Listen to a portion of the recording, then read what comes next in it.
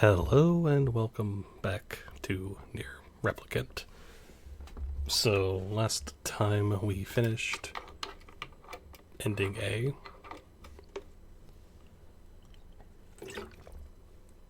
We will be beginning route B, which will take not as long from what I remember. So yeah. Let's just go.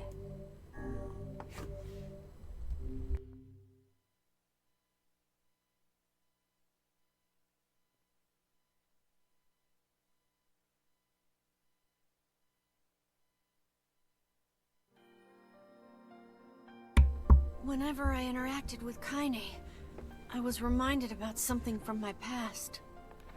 Maybe my mind has been confusing her with my sister this whole time.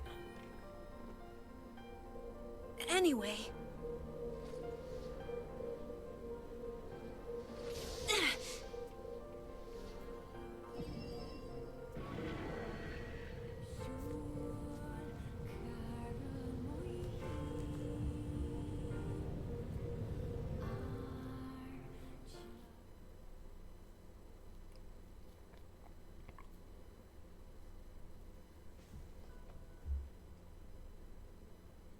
Oh, is this?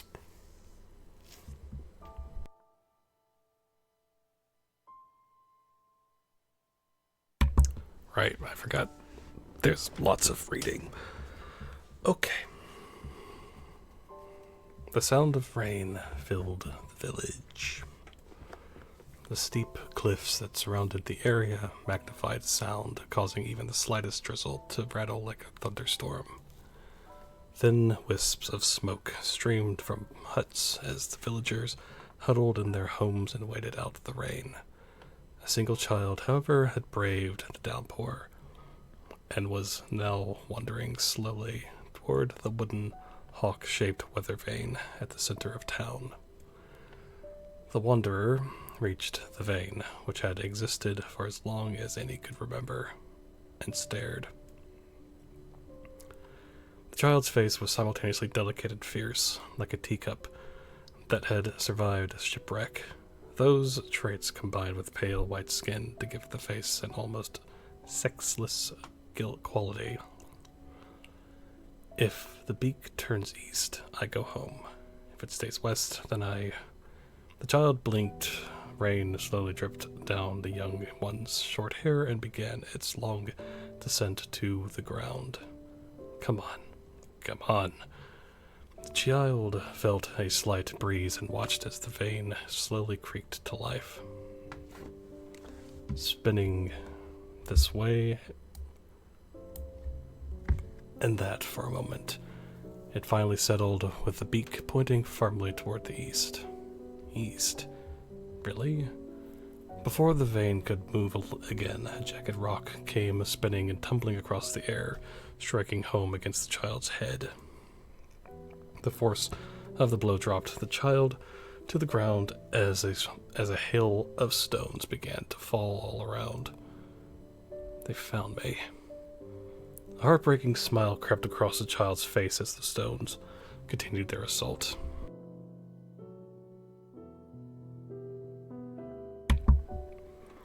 Through the rain, the sound of multiple footsteps grew louder before a voice rang out. You, Kaine. The voice belonged to whatever, worst of all the bullies in the area. As Kaine struggled to stand, a final stone came skittering through the mud and bounced against her foot. Blood oozed from a cut above her eye and blurred her vision, but she could make out the shapes of Demo and his usual gang of idiots. The boy seemed taken aback for a moment by Kaine's seeming indifference to the blood dripping from her face, but quickly regained his bravado. What's up, freak? You like the rain? You like getting all wet? Or did you finally decide to run away from home? Though she knew it was futile, Kaine turned to leave. Before she could get more than a few steps, the other children scrambled to surround her. Cruelty burning in their eyes. Kaine knew those were not the only eyes on her. The tormentor's parents watched from the safety of their homes. She was attuned to this sensation. It was one she had experienced many times before.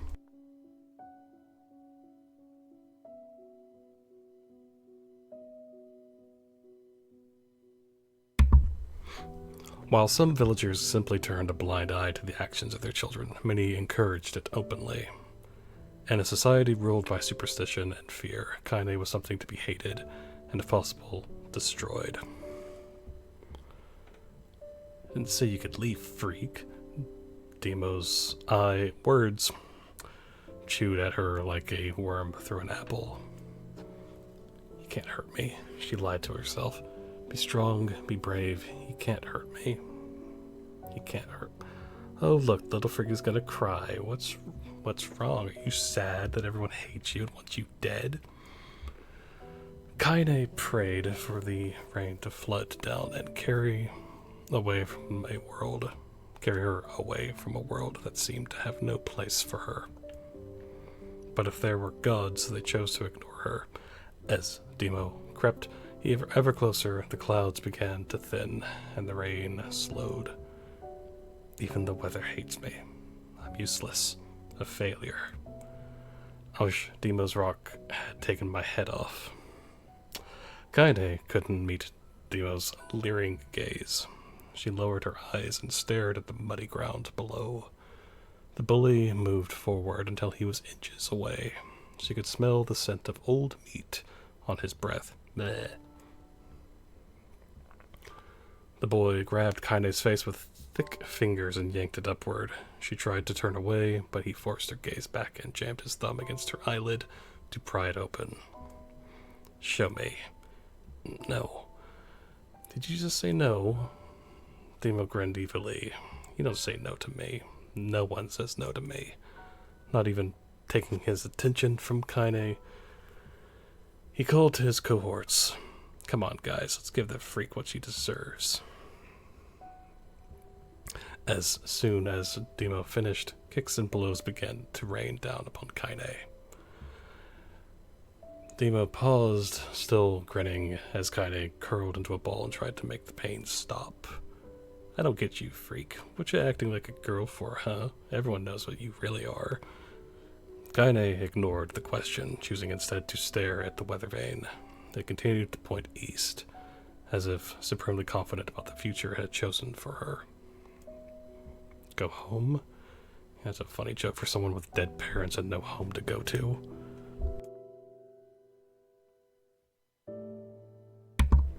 Freak, chanted the children. Freak, freak, freak.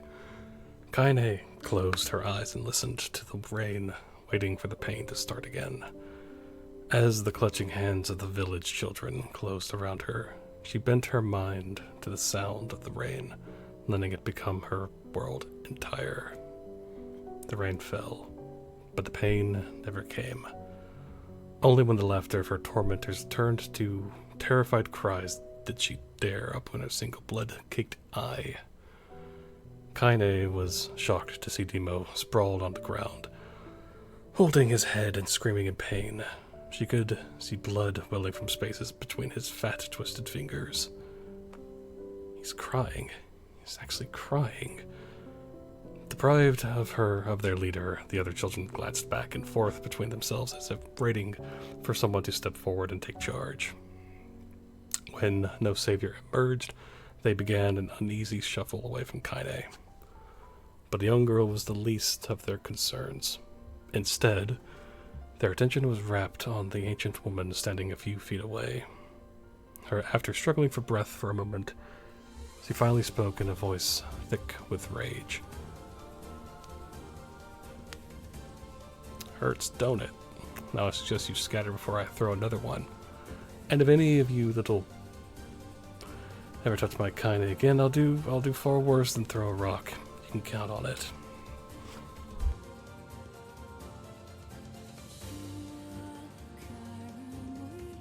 The old woman crouched down and gently touched the hand Demo was using to cover the wound. Before he could think of the protests, he ground her palm into the wound and twisted back and forth. Ow! He screamed, leaping to his feet. Stop it, what are you doing? Quit whining, ain't no one ever died from a scratch. You hit me with a rock, you stupid. A big one, that thing could have killed me. The old woman shrugged. Death is the best cure for stupid. Demo's face twisted with rage at her words, locking his eyes on Kaine. He took a step backward and spat on the ground. Get out. Leave this village, and no one wants you here, either of you. Seeing the old woman grab another stone, Demo and his companions turned tail and ran. As they fled, the old woman grabbed her side and barked out a single laugh. Ha! Look at the fat boy go. Guess he's healthy enough to run from a fight. The woman's smile faded as she turned her attention to Kaine. Kneeling down, she removed her shawl and placed it around the young girl's shoulders, then produced a cloth from the folds of her dress and began blotting at the blood on her forehead.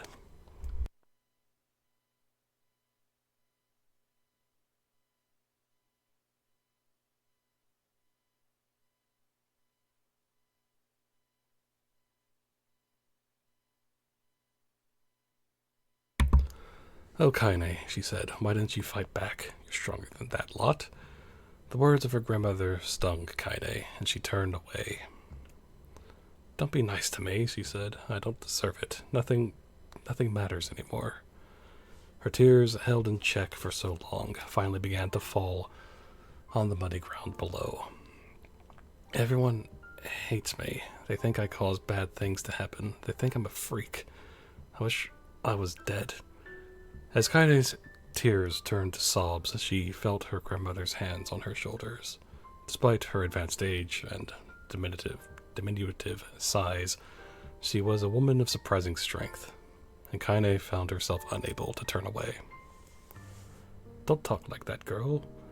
It's a river wide and deep that flows between the realms of this world and the next, and it grants no mercy to any that attempt the crossing. You got a duty to fight until your last breath.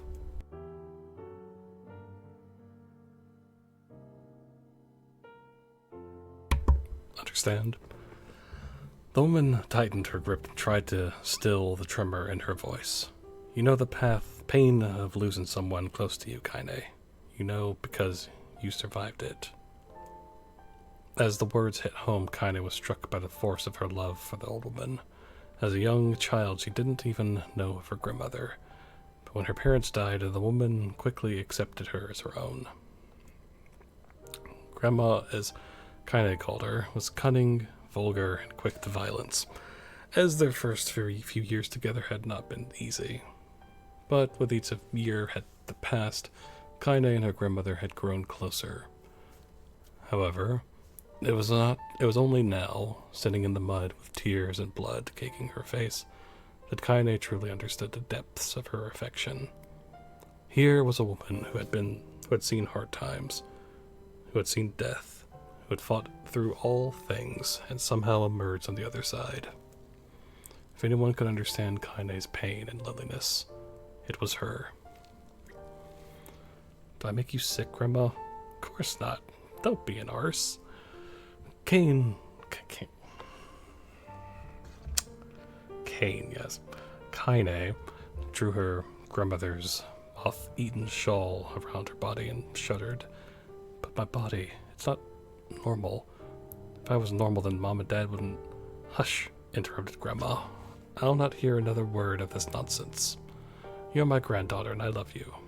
And if folks have a problem with that, then they can just go to hell.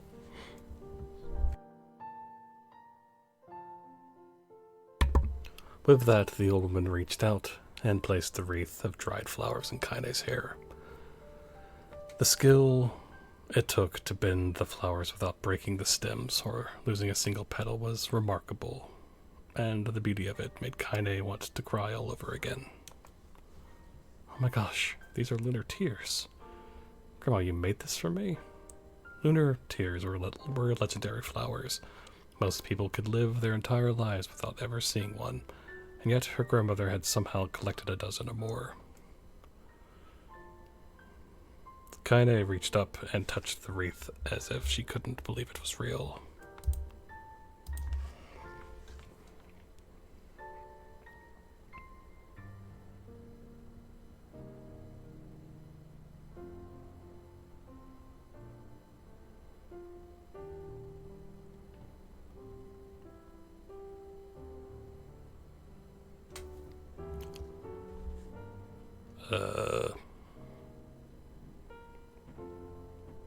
I lost.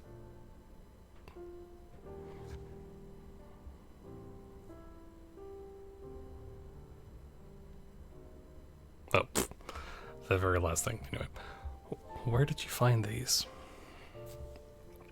Just stumbled on them while I was out doing the shopping. The old woman turned away as she spoke, leading Kaine to suspect that the search had been more difficult than she was letting on.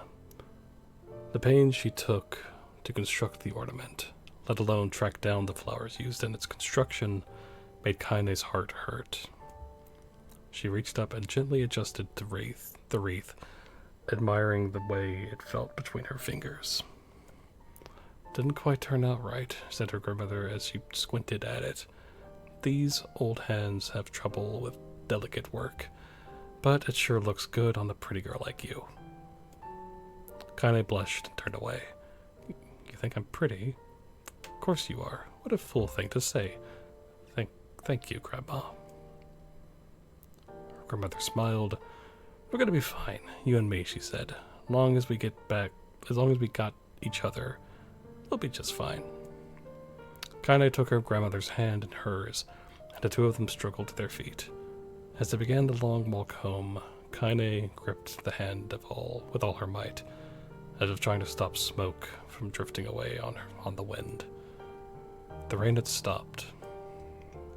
Kaine stood beneath the weather vane, watching it spin in lazy circles, no longer caring about the direction it faced when it stopped.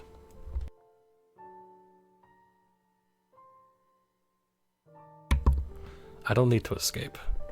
I have a home now. Grandma loves me, and that's enough, even if it's us against the world." Kaine let her gaze drift up past the vane and into the cloudy sky. The last faint hints of a rainbow were slowly fading. As she turned and headed for home, the light scattered into a million particles and vanished, seemingly taken away on the breeze.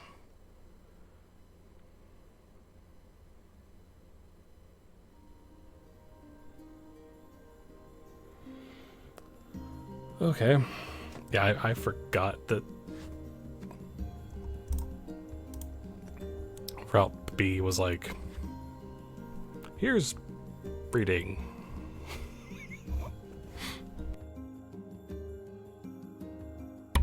But in the distance, Kaine heard the steady sounds of an axe striking wood. The noise had a purposeful quality to it, as if she was hearing a master woodsman go about his work.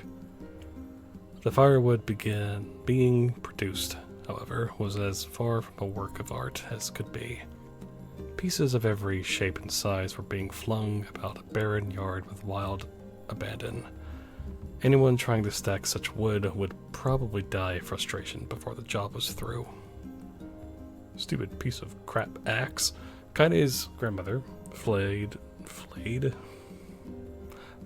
away with the axe, filling the air with both splinters of wood and words that would make the most hardened sailor blush. "Grandma," called Kaine.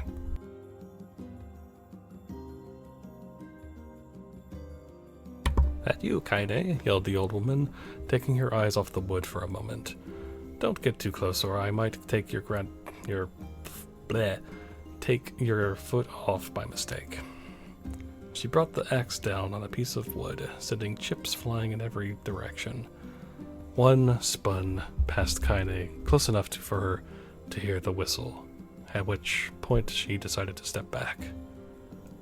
Once she'd scuttled to a safe distance, she cupped her hands around her mouth and shouted, "Grandma, Do you need help? I can get you water or lunch or a new axe or something. The axe, poised to strike another wobbly blow, paused in midair. The old woman considered her granddaughter's offer for a moment, then smiled. Tell you what, since I'm doing such a poor job of chopping, why don't you come here and take over so I can go get the water? Shades have been restless lately, and I don't want you running into one of the bastards.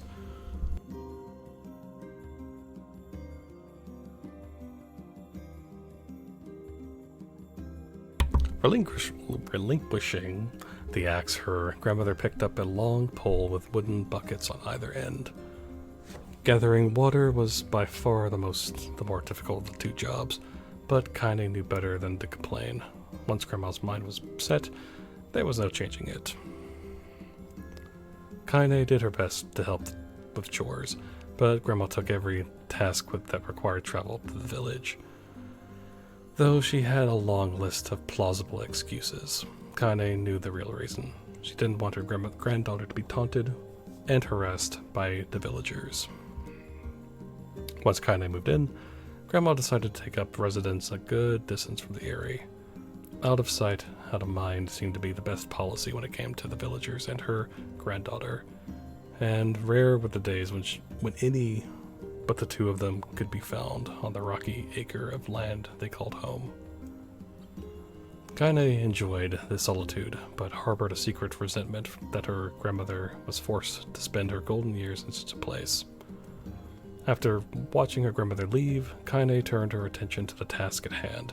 She had never chopped wood before in her life, and soon discovered why the old woman hated the chore. Swing after swing of the axe produced only a tiny crack in the wood, and when she finally managed to connect with a solid stroke, the tool embedded itself in the log and refused to budge.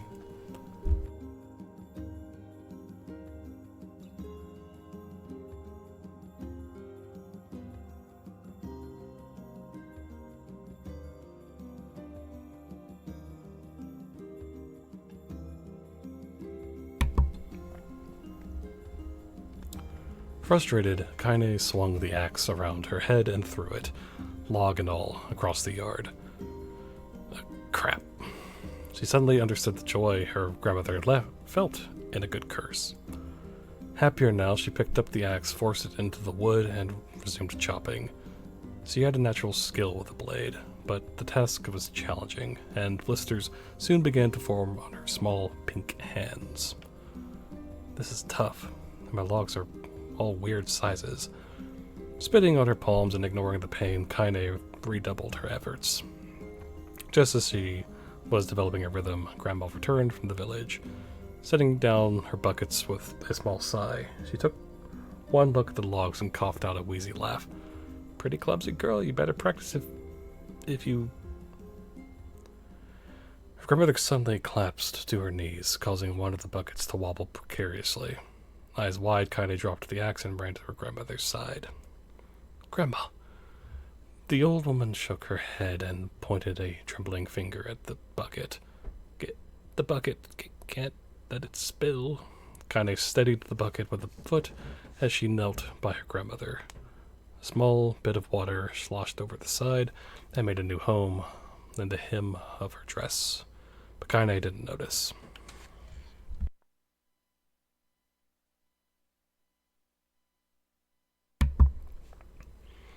Grandma, what's happening? Crazed with panic, she grabbed her grandmother by the shoulders and shook.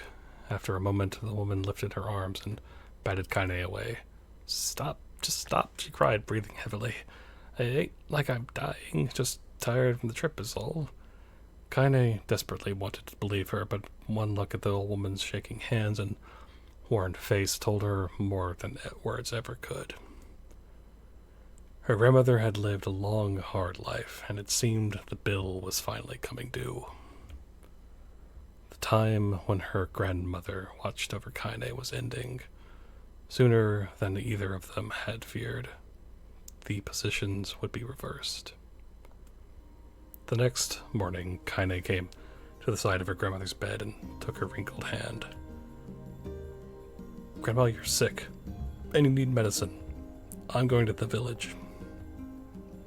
The old woman shook her head and tried to rise, but Kaine gently pushed her down. It's all right, I'll be fine. Her grandmother fixed her with a gaze that could melt steel. After what seemed an eternity, she finally lowered her eyes and sighed. Well, I don't like it, but I guess I should quit being so stubborn and let you grow up. The old woman watched as Kaine strapped her on her boots and made her way down the road to the village.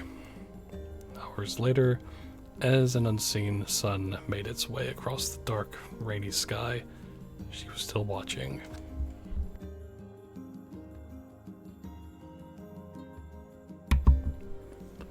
Kaine moved at a brisk pace, checking her pockets every few minutes to make sure the money her grandmother gave her was still there. Every noise caused her to spin on her heels, making sure she wasn't being stalked by a shade, or worse, Demo and his gang. But she encountered neither tormentors nor shades, and Kaine finally found herself at the entrance to the village. The few adults she could see glanced sideways at her, then muttered to each other behind raised hands before slinking away into the shadows. Her heart racing, Kaine took a series of rapid, shallow breaths and tried to calm herself. I have to prove myself.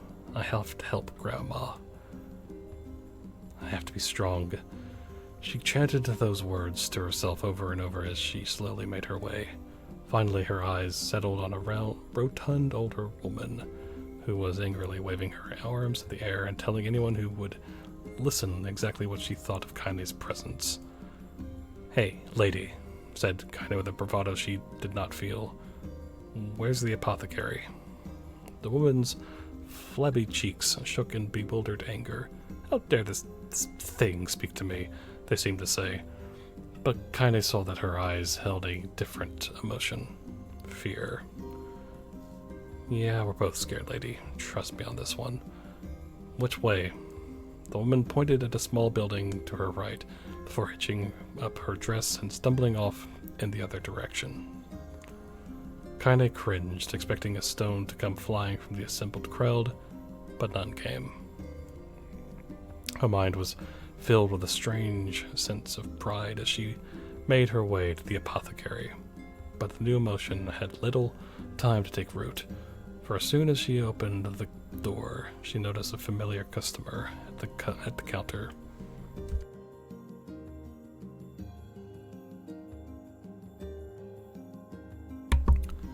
It was Demo.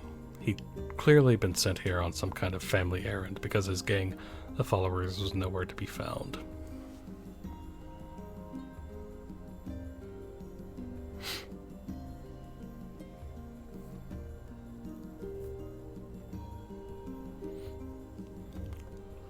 Oh my god. He sputtered. What are you doing here, freak? The insult was delivered without force, and Kaine happily ignored it. Stretching on tiptoes to see over the counter, she asked the shopkeeper for the medication. Ha! Barked Demo. That'll finally keel over. Go to hell. The boy's eyes grew so wide they seemed ready to fall out of his head. But before he could let fly a comeback, or worse, a punch, the apothecary told them to knock it off before he kicked them out of the store. Demo slunk out of the shop, cursing Kaine under his breath. Once he was gone, she allowed herself to breathe once more, taking a brief tour of the shop while the owner prepared her medication. Countless tiny bottles filled the cramped store, each with a label written in some indecipherable language. An ocean of aromas assaulted her nose, creating a scent that was exotic but not altogether unpleasant. Seeing such a variety of supplies gave Kaine a sense of peace. Surely, in a world so vast, there would be a place that she could call home. On the far wall behind the counter rested a portrait of a stunning young girl. The picture had once contained bright, vibrant colors, but time had worked its cruel magic and they were beginning to fade. The beauty of the work, however, remained undiminished. You like that picture? Kaine turned to find the apothecary with a small vial of medicine in his hand. His eyes were gentle but sad, and he seemed to stare through her and into nothing as he spoke.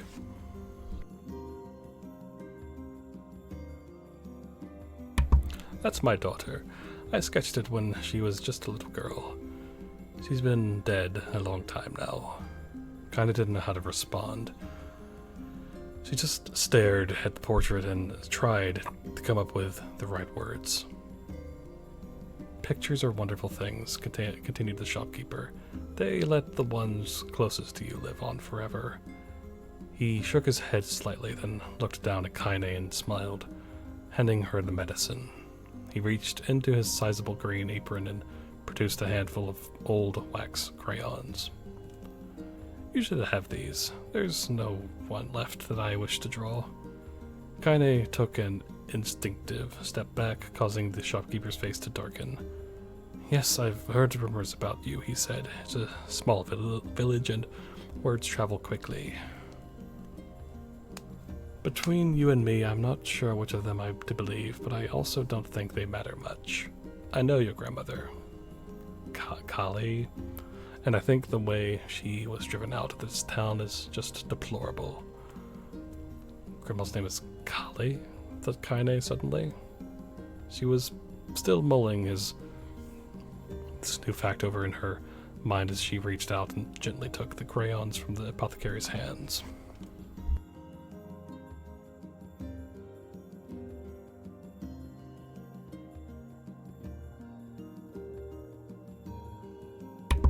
Your grandmother is an old friend of mine, he said as Kaine scooted away yet again, and I owe her much. I wager she would like it if you drew a picture of her. Yes, I think she would like that very much. Kaine murmured a quiet agreement, but instead her heart was bursting. Never before had a villager treated her with anything but complete contempt.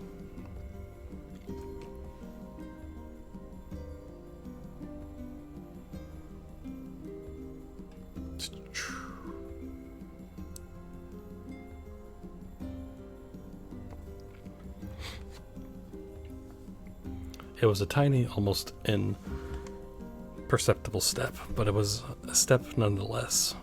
And with enough tiny steps, she might one day discover the rest of the world.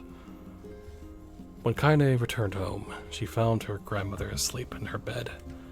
Her feet were blackened and raw, even bleeding a bit in places, leading Kaine to think that she had been pacing around the room until exhaustion finally caught up with her. She placed the medicine by her grandmother's pillow and turned to leave, but found the old woman's hand clasped around her arm. Back already, are you? Asked her grandmother with a yawn. Come here, let me have a look at you. Grandma sat up and examined Kaine from head to toe, finally satisfied with that nothing terrible had befallen her grandchild.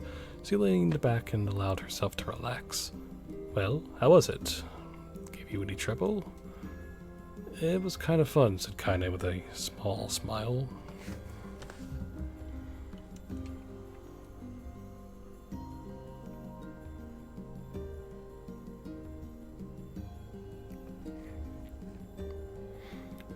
No, seriously, it was.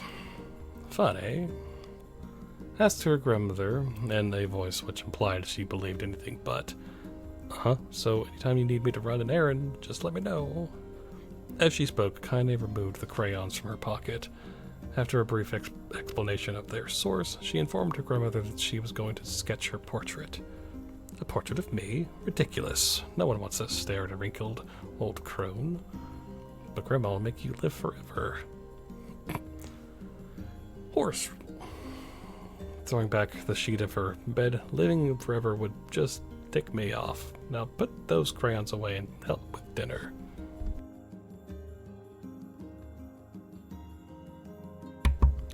But Kaine would not relent, and in the end, Grandma found herself leaning against the wall of their house, as if posing for a master artist. Kaine took up the crayons, eyed her subject carefully, and set to work. Just as her grandmother was about to nod off, Kaine finished the piece. After staring at it for a bit, she released it from her grip and let it slowly drift to the floor. It's terrible. It doesn't look like you at all. Sorry, Grandma. I thought these crayons would, make drawing easy or something.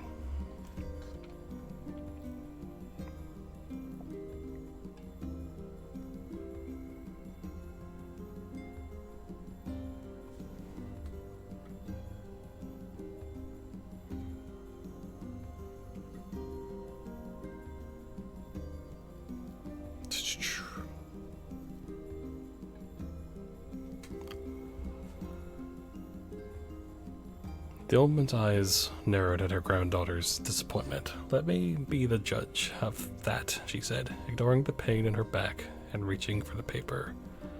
The sketch could have been a person's face, could have been a boulder, a lump of clay, or an incredibly misshapen loaf of bread, all rendered in a chaotic array of colors.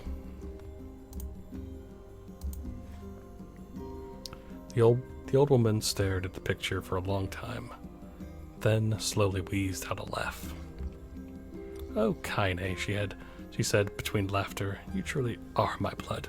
You're as clumsy as me, and I love it. But, hush, I won't hear any more bull about how ugly you think it is. It came from the heart, and I'll treasure it always." True to her word, the old woman gave the picture a place of honor above the kitchen table. In the days that followed, Kaine would often catch her staring at the portrait with a strange smile on her face, an action she interpreted as silent, mocking laughter.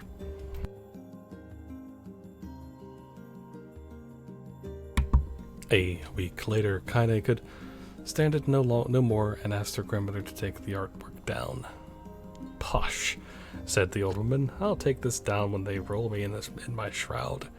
She pondered this for a bit, then turned to Kaine and dropped to one knee. "Listen to me, girl. Seeing this picture makes me happy in a way I've never felt before. And it makes me want to go on, so that someday you can feel the same happiness." It was a moment that burned itself in Kaine's memory, a perfect blend of pride and love and joy that came together to form a lifelong remembrance. She swore to never forget this moment, to never forget the old woman who had made her place in the world possible. Time moves on. People and memories move in and out of a life like ghosts passing through a hall. But this moment will be different, Kaine swore, because I will remember it forever. Forever.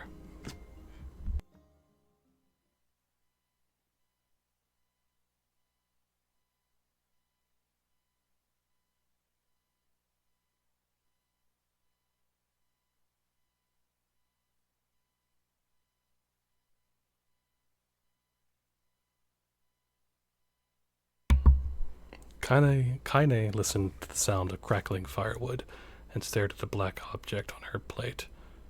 She'd been pushing it around the wooden disc for a good 10 minutes, ignoring the bemused stare of her grandmother. Finally, she summoned her courage and gave the object a brief sniff. A sharp, bitter scent flew up her nostrils and made its home there, causing her face to twist with disgust. "Grandma, I can't believe you want me to eat a bug."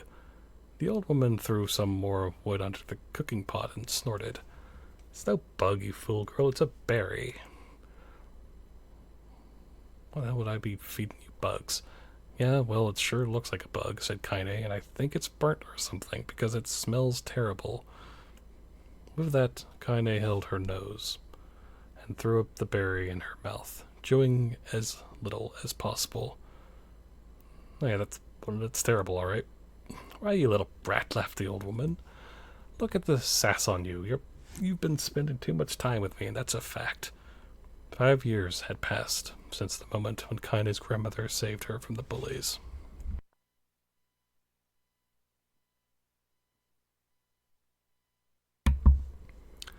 As is often the way with two stubborn people, their relationship had grown in fits and starts, but moved forward all the same. Meals that used to be somber affairs were now filled with laughter and hurled abuse in equal measure.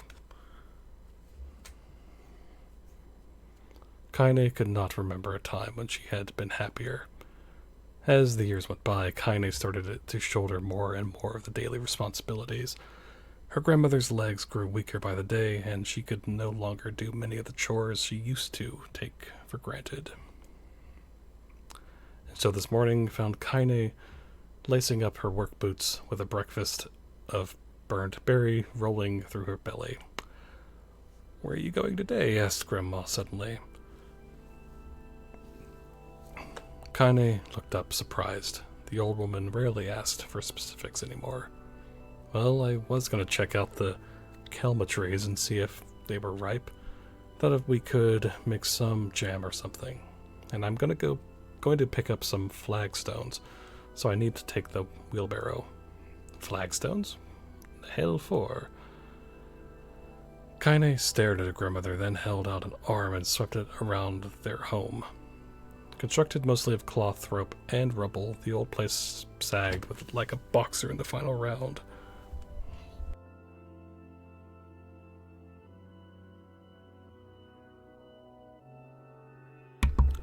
"Grandma, a dying cat could chew through this house. I'm going to build a stone wall so we have some protection." The old woman laughed, exposing her toothless grin to the world. "Girl, if a bunch of thieves want to ransack this old place, let 'em come. We got nothing worth stealing anyway. I'm not worried about thieves, I'm worried about shades. People saw one west of the village yesterday." The old woman tilted her head and stared at her granddaughter. "Well, shoot. I don't know why you have to do it today. Why, we can worry about it some other... Grandma, no. If I don't go to the kelma trees, we won't eat tonight. You know that." A confused expression passed across the old woman's face, and for a moment she was a small child lost in a carnival. "Yes," she said after a bit. "Yes, of course, you're right. I'm sorry, Kaine. Lately it seems my mind is..." She didn't finish the thought. Instead, walking over to her nightstand and gently taking the Wraith of Lunar Tears from the drawer. The flower's petals had aged to a brilliant whiteness, and Kaine thought it was more beautiful now than the day she first received it. "You're going to be a true woman soon," Grandma said as she placed the flowers in the girl's hair. "So that means less chatter about shades and building defensive walls and more talk about how beautiful you've become."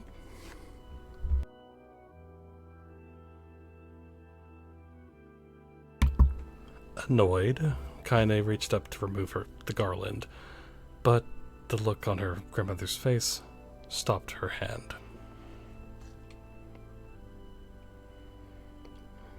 "You're such a beautiful thing," said the old woman. "There ain't another like you in all the world. I'm very proud of you."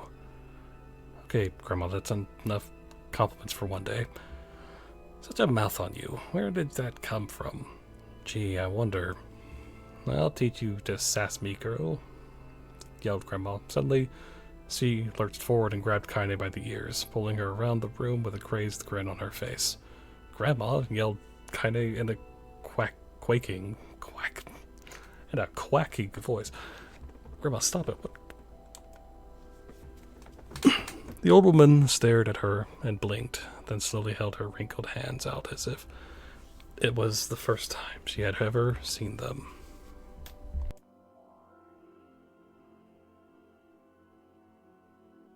I don't know what happened there. I'm sorry, girl. Sometimes my mind just..." Kaine thought the look on her grandmother's face was the most heartbreaking thing she had ever seen. "Listen, maybe I should stay home after all. No, I won't have you stay here to keep an eye on an old codger like me. You go get your fruit and your wall and whatnot. I'll be fine. And when you come back, I'll have a nice grasshopper dinner waiting for you." Kaine rolled her eyes, then kissed her grandmother on the forehead and made ready to depart. trying desperately to ignore the worry that was gnawing at the walls of her heart. Kaine could feel the old woman's eyes watching her as she moved down the path. Don't turn around. Don't turn around, she told herself. But in the end, the temptation was too great. She spun on her heel for one final look and saw a small, bent woman standing in front of the ramshackle hut with a sad expression on her face.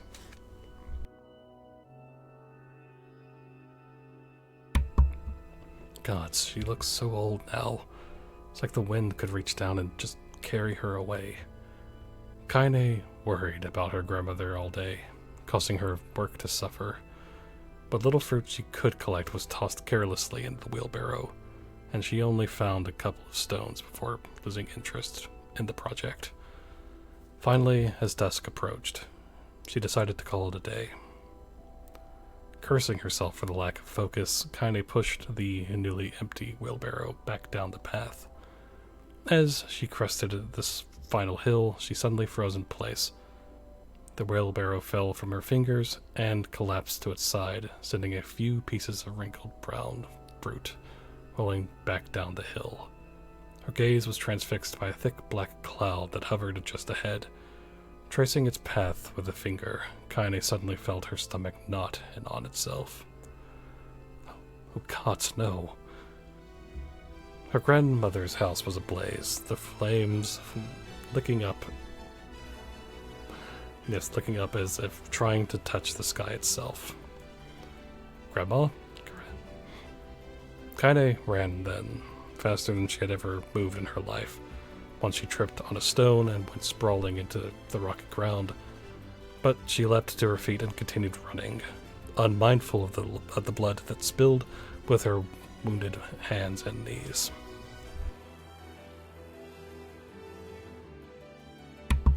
As she got closer and closer, Kaine's mind began to race in time with her footfalls. It's too dark. It's too dark. It's not just fire. Can't be fire. Too much smoke. Gotta save her. Gotta save her. She burst into the front yard and came to a sudden halt, her worst suspicions confirmed. The smoke from the fire was mingling with the thick, inky blackness of an enormous shade. The massive creature supported itself on 3 twisted feet and achieved balance through means of a large armored tail. Scales, horns, and claws sprouted from its body in a random, chaotic pattern, giving it the appearance of a lizard designed by some insane god. Seeing Kaine, it let out a roar and flicked its tail, sending small whirlwinds spinning around the yard.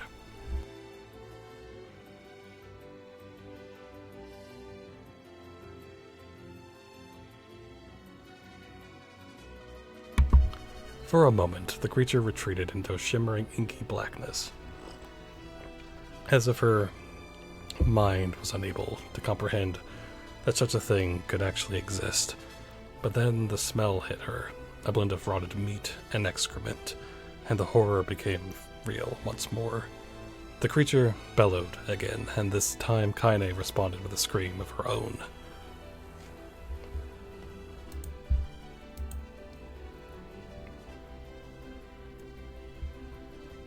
What a random time to have frames drop.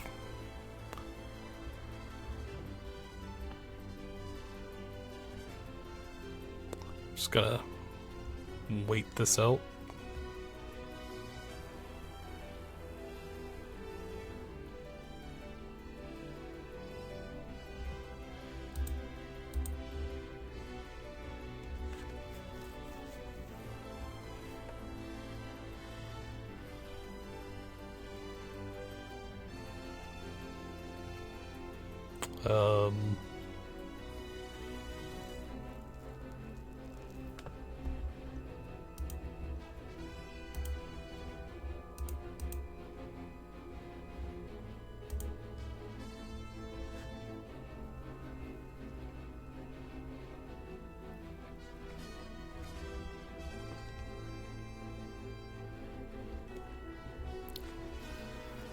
I'm not gonna Just if it would stop dropping frames, that'd be great. I know it's just text, but I want it to, like, stop.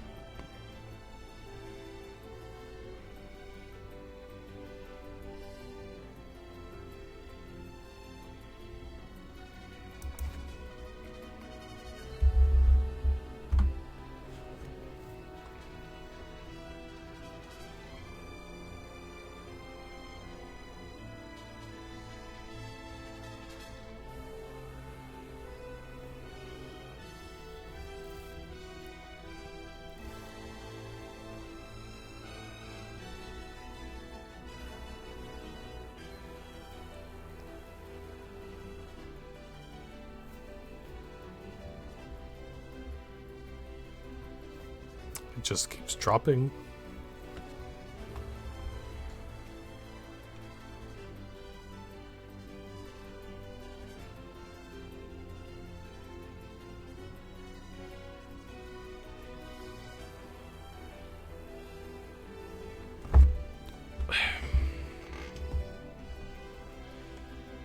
Hold on.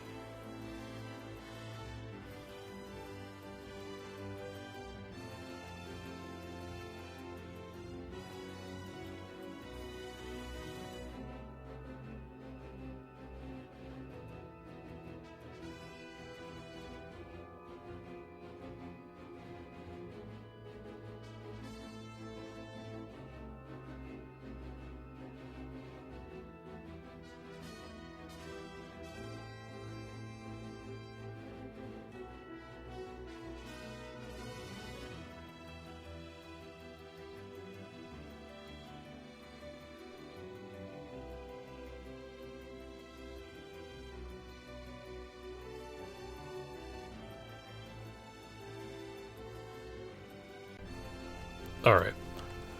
It seems fine now.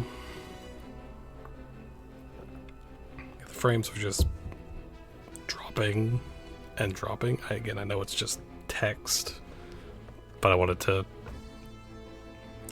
alleviate that before, you know, we get to actual combat and all that stuff. So hopefully it stays like this. Because, yeah, that was... I've not had one like that in a while, so... Anyway. So as we were going, For a moment, the creature retreated into a shimmering, inky blackness, as if her mind was unable to comprehend that such a thing could actually exist. But then the smell hit her, a blend of rotted meat and excrement, and the horror became real once more. The creature bellowed again, and this time Kaine responded with a scream of her own. "Alright, you bastard," she thought as her scream echoed off the high cliff around them. "You or me. Let's go." The shade eyed Kaine with bemused interest. Then it began looking from her to the house and then back again, as if urging her to look at the destruction it had so gleefully wrought. With dread building in her heart, Kaine glanced toward the house. Through the smoke and flames, she spotted a small figure struggling to escape the ruins. "Grandma!" At the sound of her voice, the old woman began waving frantically. "She's alive," thought Kaine. "Alive." Kaine's legs sprang to life as she raced across the yard toward the flaming wreckage of the house.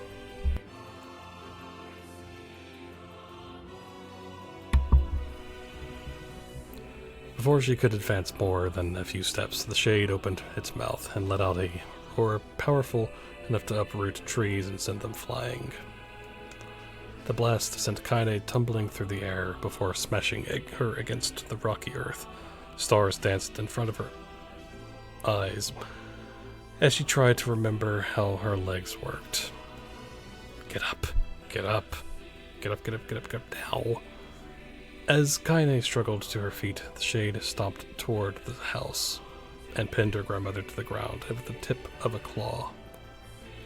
The old woman struggled to move the claw from her stomach, but she might well have been pushing a mountain. She coughed briefly, sending a small spray of blood into the air, and collapsed to the ground, her energy spent. Kaine lurched to her feet, only to fall back to earth with a gasp. Her ankles were on fire. One or both of them were surely broken. Ignoring the pain that screamed through her body, she began dragging herself across the ground, leaving a drunken trail of dust and blood in her wake. "Grandma, hold on just a little longer." Her grandmother's face was turning blue, her eyes rolling back until only the whites were exposed. Kaine pulled herself across the ground with maddening slowness, the distance seeming to increase with every second that passed.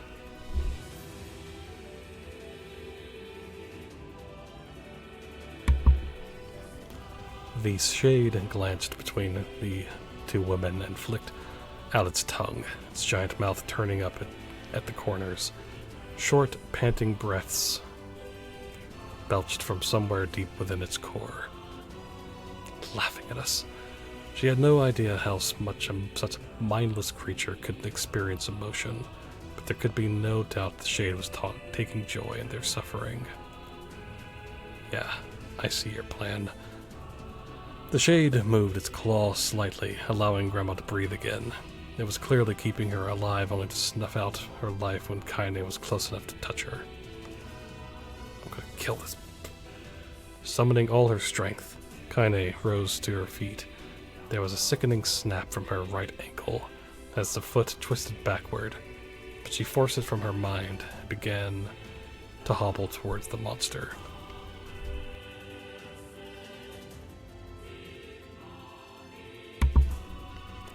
Pulling a small knife from the pouch at her waist, she leapt on the foot that pinned her grandmother and plunged the weapon deep. "Give her back! Give her back to me!" It was like stabbing a rock. After a few swipes, the knife broke at the hilt with a dull snap. The shade panted laughter again, then raised its tail and sent it rushing through the air towards the young girl that was latched to its foot. Kaine never had a chance. The tail struck her square in the chest and sent her crashing into the burning wreckage of the home. As she lay on the ground with blood pouring from multiple wounds, a small, weak voice spoke up. "Kaine?" Kaine's vision blurred, but she forced herself to focus on the sound. Finally, her eyes cleared enough for her to make out her grandmother's hands reaching out to her through the smoke.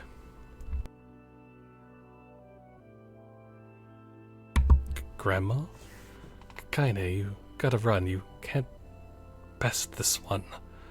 Kaine grabbed the hands and held on with all her strength. Grandma, come on, we have to go. The old woman coughed loudly. One of her hands, slick with blood, slipped from Kaine's grasp and thumped to the ground below. Grandma, no. No. I said run. You have to live. You have to get through. The thought would stay forever unfinished. Before she could say another word, the shade's clawed foot descended, smashing through the remains of the roof and down upon the shattered figure of the old woman. Blood oozed from gaps in the creature's foot as the terrible putrid smell assaulted Kaine's nose once again. She stared at the foot, dumbfounded, convinced that what she was seeing could not possibly be real. When the creature finally lifted its appendage, all that remained underneath was a twisted, unrecognizable mass of rubble and red. Her grandmother was gone. Kaine blinked, trying to feel the hands which had been in hers just a moment before. For a fleeting instant, she could remember the warmth of that embrace, the trembling of the fingers, but then the sensation drifted away on the breeze and was gone.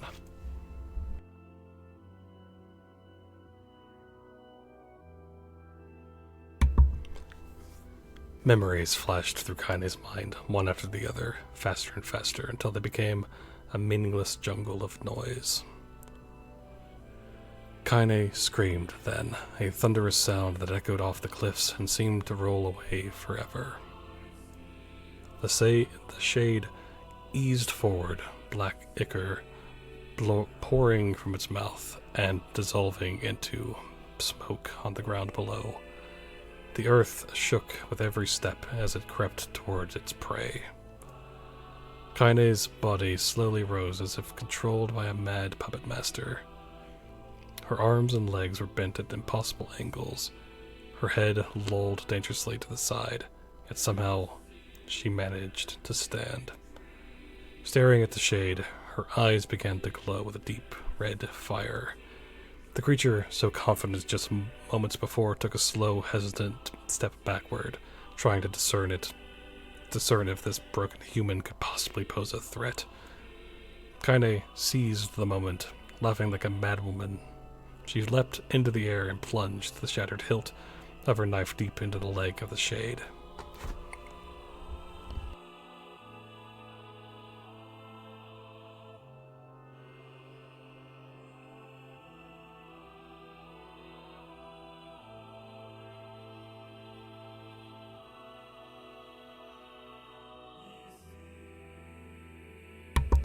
The shade shook Kaine off like a fly, sending her crashing to the earth once again. Her chest rose and fell slowly, as if a great weight were resting on it. Moist sounds of pain echoed through her mind. Something warm and thick oozed from her ears. Is that blood? Think it is. Think I'm bleeding to death. No, can't die. Grandma told me to live. Deep inside Kaine's mind, something finally broke. The sound, the pain, the smoke and flames, all of it fading away until all that remained was a single incantation repeated over and over again. Kill it, kill it, kill it, kill it, kill it, kill it, kill it, kill it. Kill it now. As the spark that was Kaine slowly began to flicker and die, she felt her desire to kill and her desire to live blend into one. The distance between heartbeats grew longer and longer and longer.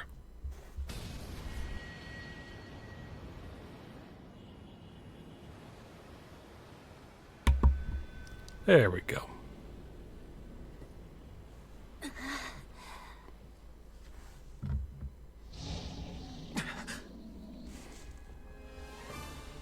The beast approaches.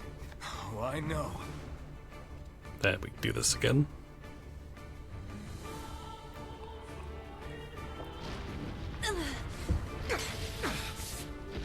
That's not the last long text thing we read, I know, so.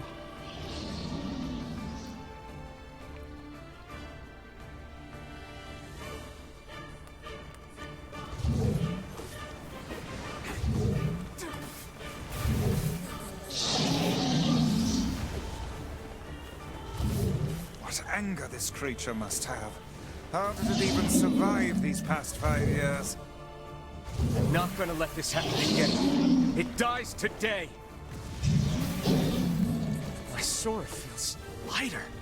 It's not the blade, but the skill of the user. Strike it down.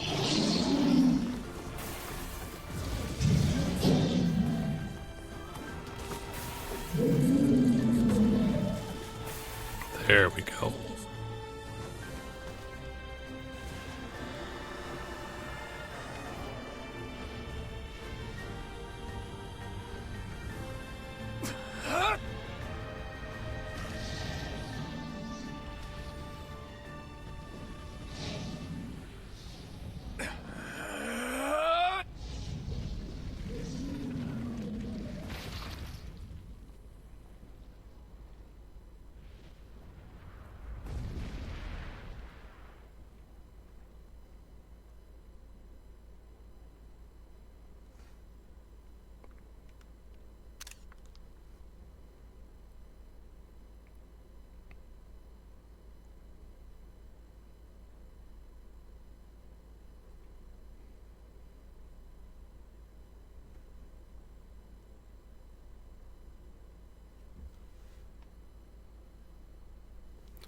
Gently,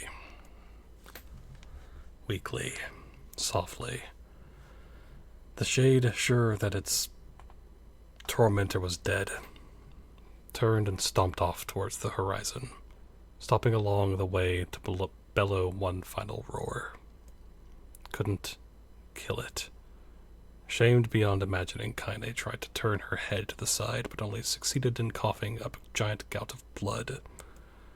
It was getting difficult to see, and only after a moment of fierce concentration did she realize that her left eye was gone.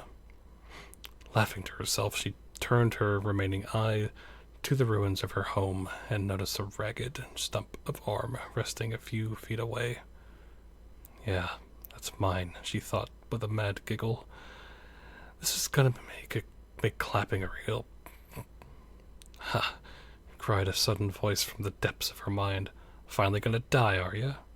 Well, you had it coming.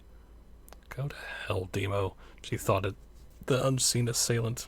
Go to hell before I pluck out your eyes and feed them to a dog.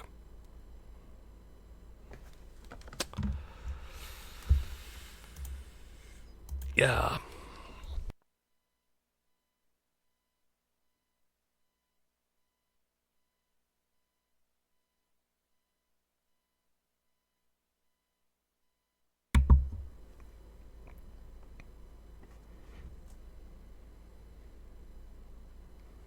The voice of her childhood terror evaporated into smoke, only to be replaced by another, more recent voice.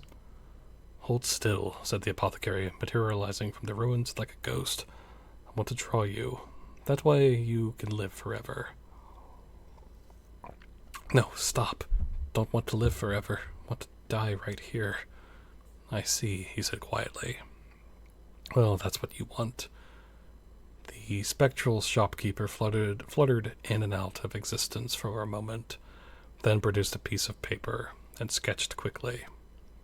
After a few seconds, he turned the page to Kaine and smiled. Since you rejected my offer, I decided to draw someone else. It was a picture of her grandmother, real as life. Kaine opened her mouth to thank the man, but stopped as the picture began to blacken in the middle. Before she could say anything, dozens of multi-legged insects began to swarm across the image, tearing at it with sharpened pincers.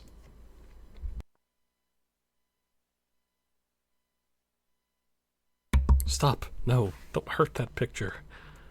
Kaine reached out with her remaining arm and waved speedily hit the air. To her surprise, the insects fell off the picture and to the ground below, where they vanished into tiny black tendrils of smoke. Relieved, Kaine turned her good eye back to the picture, only to open her mouth in a silent scream. The sketch now showed her grandmother as she truly was. A smashed, unrecognizable lump of nothing. The apothecary smiled, then broke into a jolly dance. "See that?" he cried, as he danced his jig. "It's perfect now. She looks just like you. Ha-cha-cha-cha." "I look like that? Oh God, I'm gonna die. I'm gonna die." Drowning in despair, Kaine laid her head back in the mud and smoke of her ruined house and waited for the end to come. But just before she let everything go, an unfamiliar voice began whispering in her ear. "Ain't you got a wish, sunshine?" The voice was vulgar and fierce at the same time, as if insanity had somehow found a way to take form. Kaine wanted to scream as the voice crawled into her skin, but her lungs refused to work.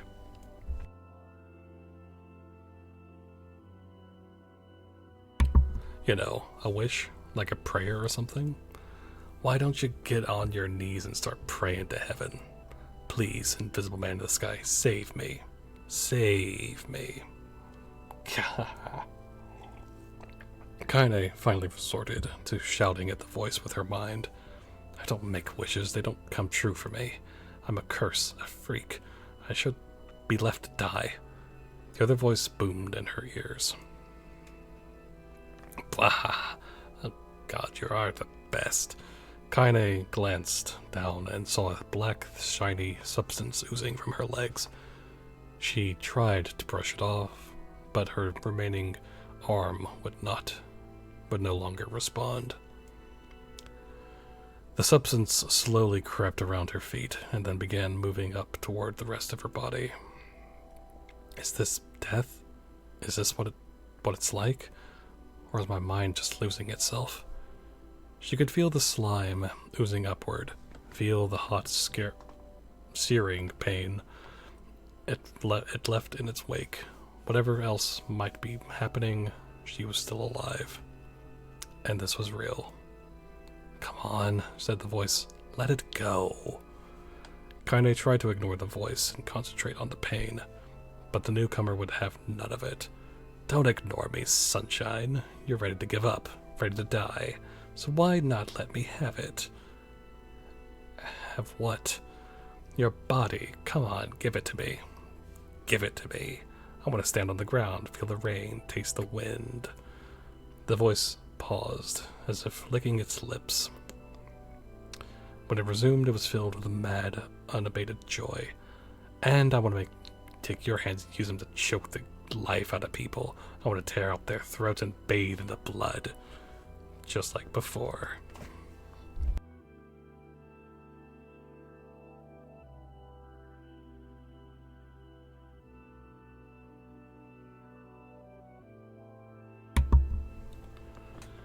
In response, Kaine shifted her head and vomited. The warmth of it crept down her front and mingled with the pain of the encroaching black ooze. "Are you a shade?" "Yeah, maybe. What of it?" The slime reached her face, crept up past her nose, and slowly oozed into the socket of her missing eye. The moment it touched her brain, Kaine was struck by the most powerful sensation she'd ever felt in her life. It was ecstasy. She wanted to scream with delight, but all she could manage was a small, whispered moan. "Feels good, don't it?" "Yeah, what can I say? I know how to please the ladies." "Now give me that body. Come on, give me the body and I'll give you more of this feeling. It's a fair trade." A black lump began to protrude from Kaine's side. As she watched, it grew longer and thicker, eventually taking the form of her missing arm. "I can see better," she thought. "My eye must be growing back too."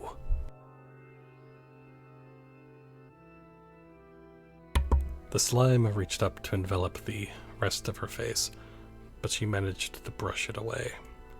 "Stop," she whispered, marveling at how she had regained her voice. "Stop." The black ooze hesitated as if considering this request, then quickly shimmered down her body before disappearing in a cloud of smoke. "Ah, what the hell, Sunshine? We have a deal. I thought you wanted to die."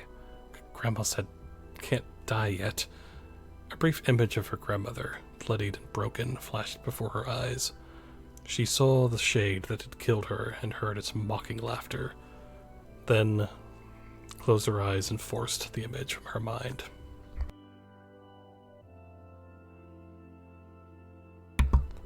Her whole body was quaking with rage. When she opened her eyes again, they burned bright red. "That thing took my grandmother. I have to kill it before I die."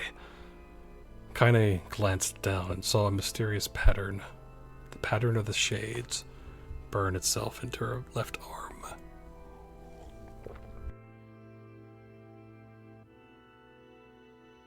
"Well, I'll be damned," said the voice cheerfully.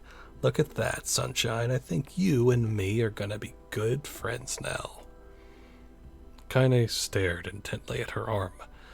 The more emotional she felt, the more the letters seemed ready to puncture her skin and begin infecting the rest of her body.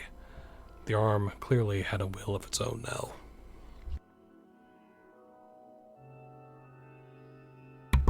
"Stop, gotta stop." Holding her left arm in her right Holding her left arm in her right, Kaine took a deep breath and tried to calm herself. "Calm down, don't fight it. Hate's my favorite dish and I'm hungry."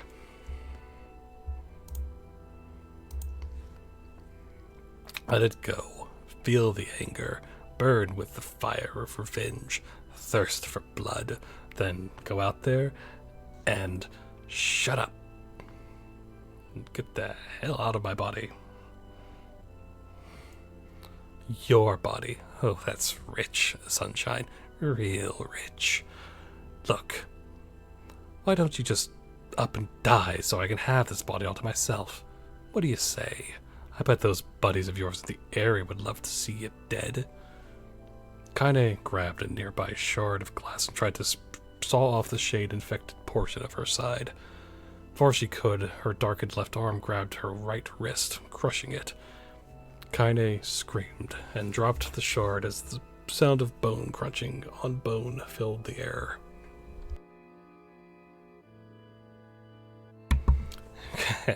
"Stupid idiot girl, you're possessed now, Sunshine, and there ain't no going back." The voice laughed again, a loud, long wail that seemed to go on without end. "Possessed? Yeah, possessed. You and me, we got what you might call a timeshare arrangement. Remember how folks used to think you were a freak? Well, wait till they get a load of you now." Kaine looked, and tears in her eyes. The sky seemed smaller somehow, darker. Is this because of that shade? Is this how they see the world? So, listen. I know this whole possession thing seems a bit sudden, but it ain't that bad. There's plenty in it for you, too. I'm a very powerful creature, Sunshine, and now that power belongs to you. You got enemies? People you want to kill? I can make it happen. Little fat kid who kept picking on you? That big old shade that squashed your granny? Well, wrap them up in their own little... Yeah. No more abuse for you, Sunshine. No more pain. Wait, you're a shade. Why would you help me kill another shade?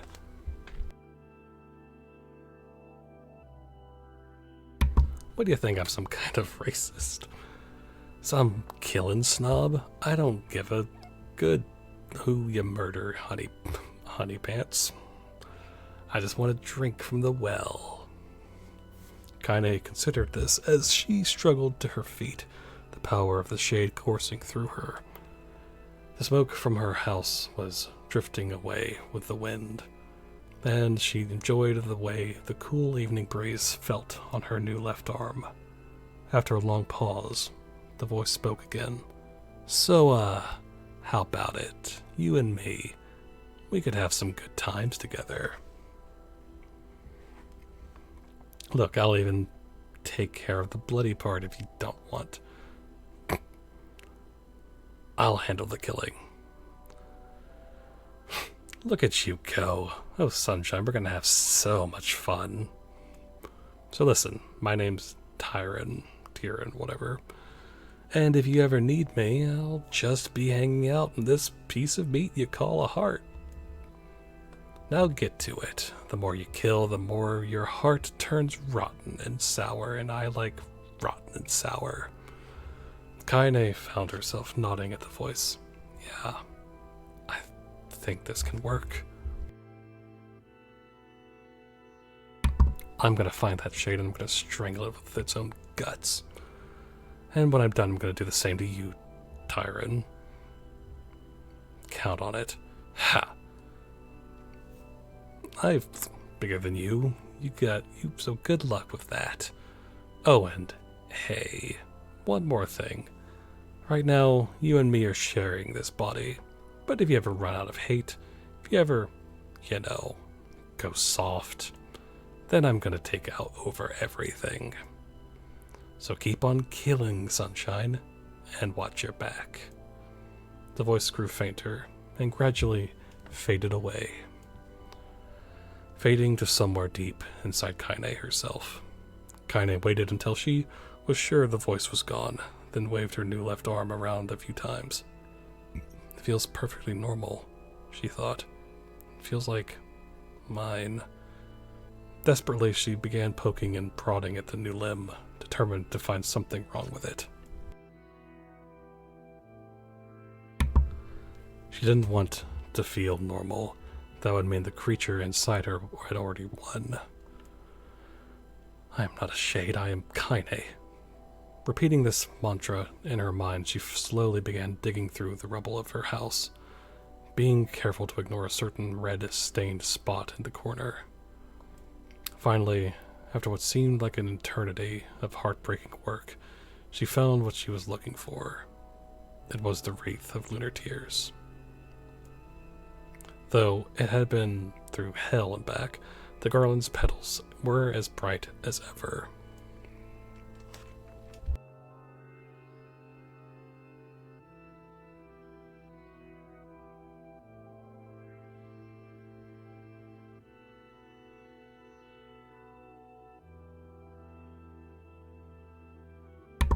Kaine started to place it in her hair, then slowly lowered the wreath and stared at it. Sorry, Grandma, I'm so sorry, but I don't deserve to wear this anymore. I'm possessed, corrupted, a freak.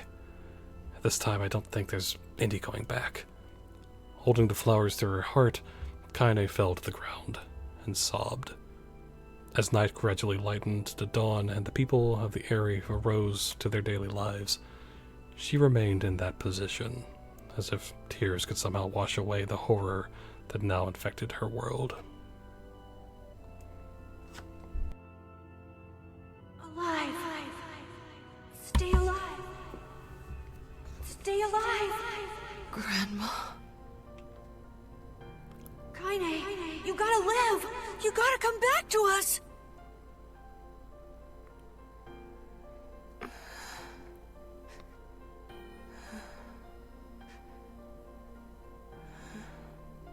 Oh, hey.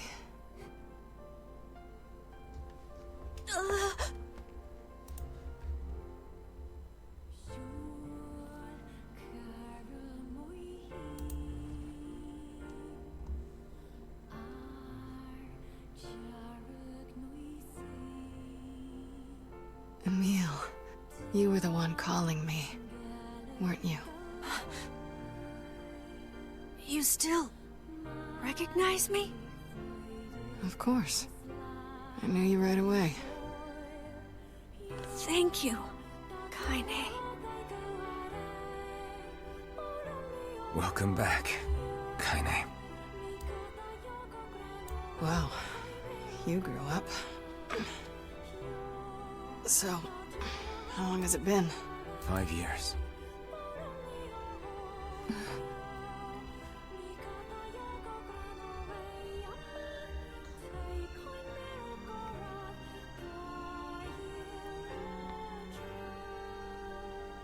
Shit. That's a long time. Any luck with Yona? We are still no closer to finding her. We need a way to locate the Shadow Lord. By the way, this is for you. Is that a lunar tear? It's not as good as your grandmother's, but I tried. No, it's great. Thank you.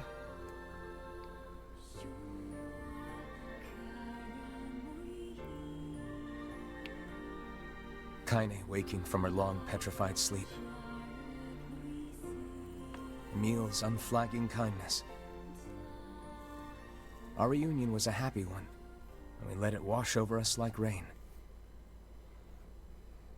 That is, until Devila and Popola had to go and ruin it all.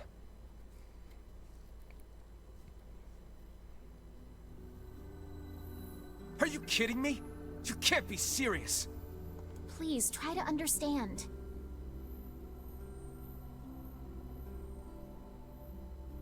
People are tired and scared, and... I'm sorry. I'm sorry you have to bear the brunt of... This is crap, and you know it!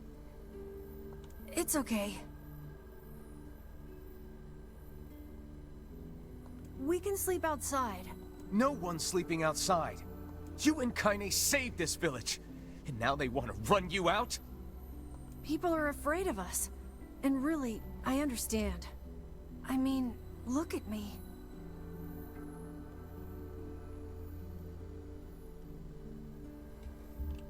As long as you're still with us, I can deal with it.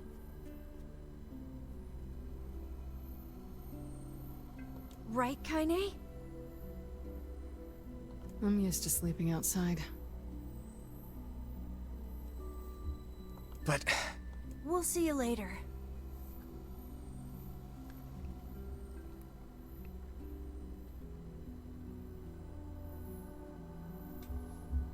Sorry about this.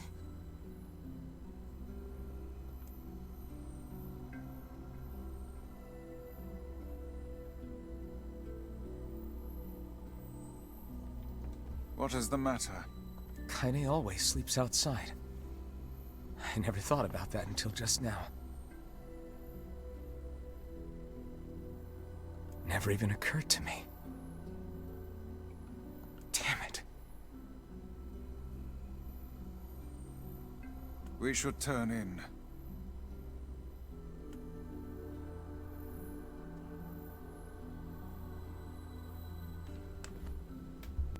I didn't get much sleep that night.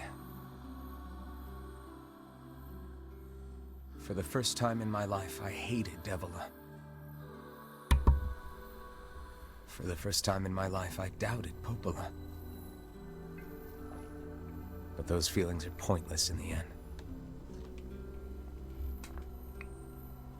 They said and did what they did for the sake of the village. To protect it from the horror of the Shades.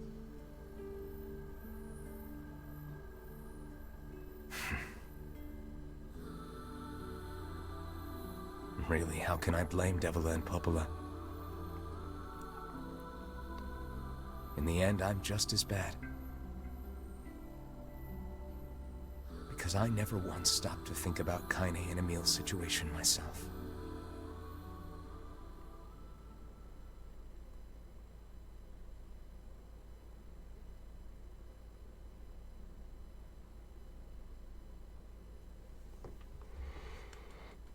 Yeah.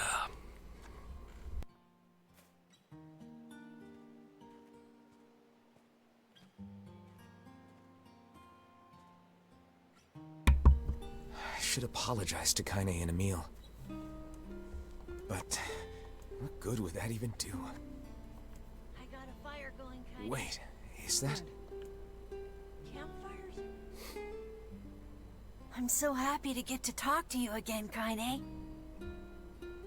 Yeah, me too.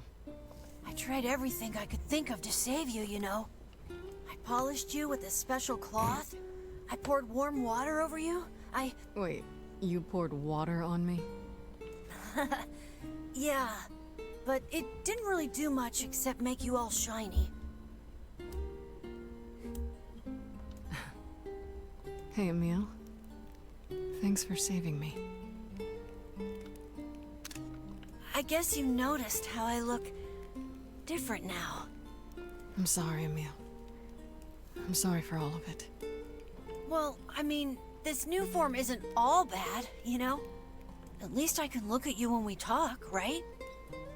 Hey, so why don't you tell me something about yourself?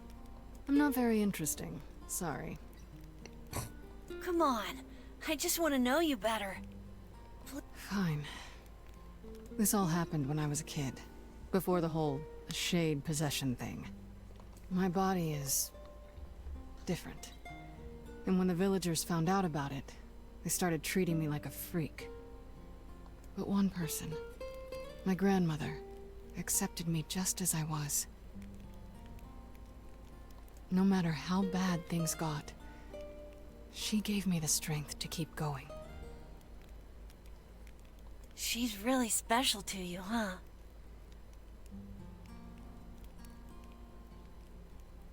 Yeah.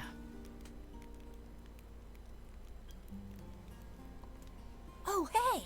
That gives me an idea. Since we cured your petrification, we should start looking for a way to cure your possession in my body. I know we can do it if we all work together. Heck, it'll probably be super easy. Let me guess. More warm water?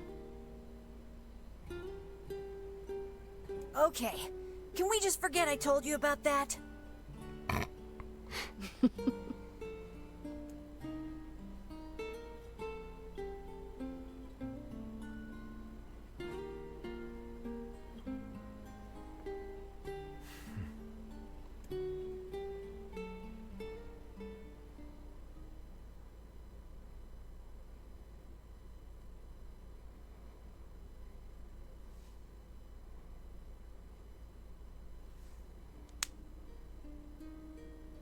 Sleep well?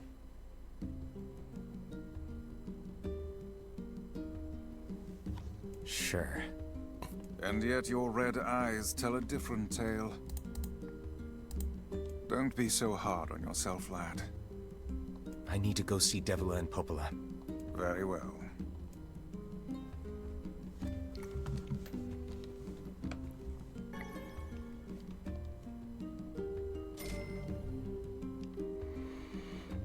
Should I do that? I probably could. Just get the final 3 weapons, I believe, out of the way.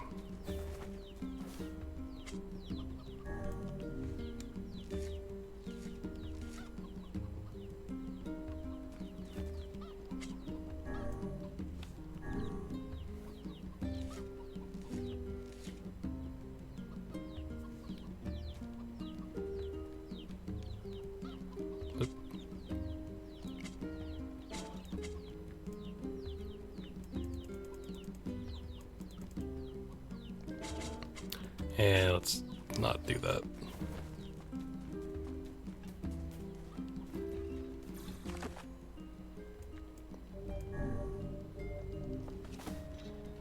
Awesome. You know, I might as well do this because just to get the weapon hunting out of the way.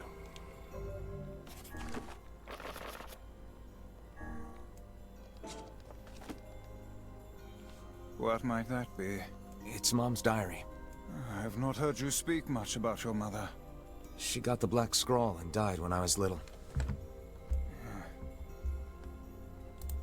My apologies for bringing it up. It's all right. I can barely remember her face anymore. This is the only thing I have left of her.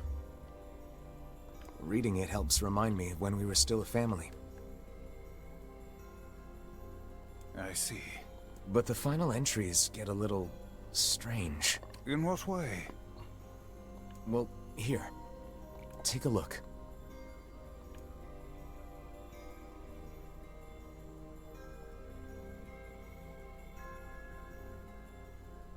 Say there. Can you not hear me?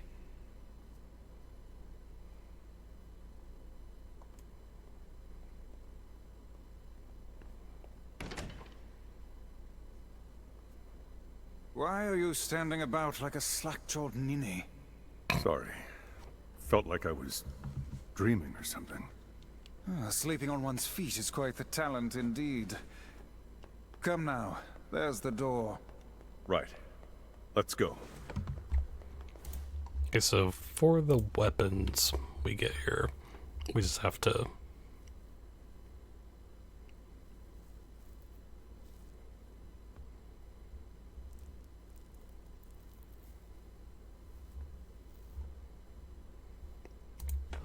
Okay.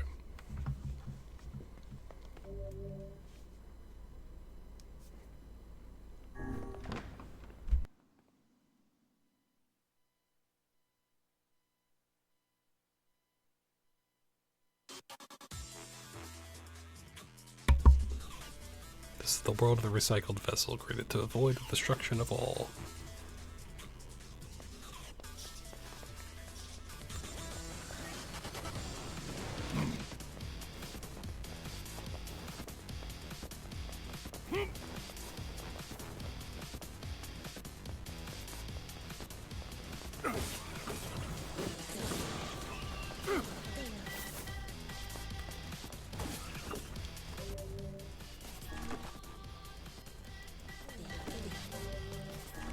Wait, hold on. Do I have on magic? Do I have the...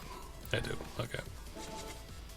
Just making sure I had the correct XP thing up.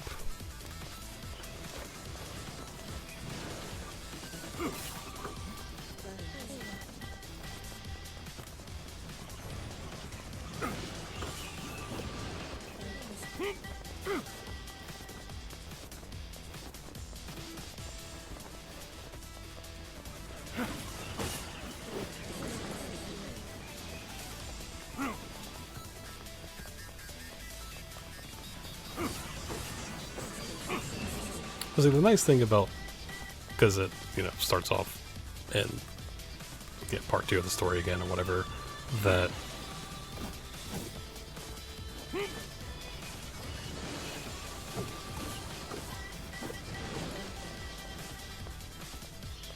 there's, you know, different things and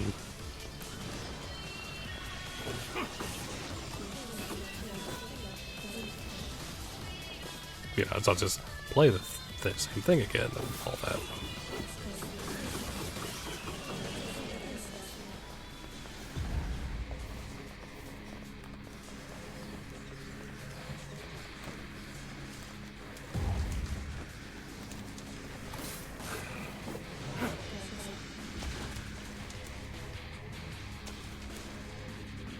Very nice.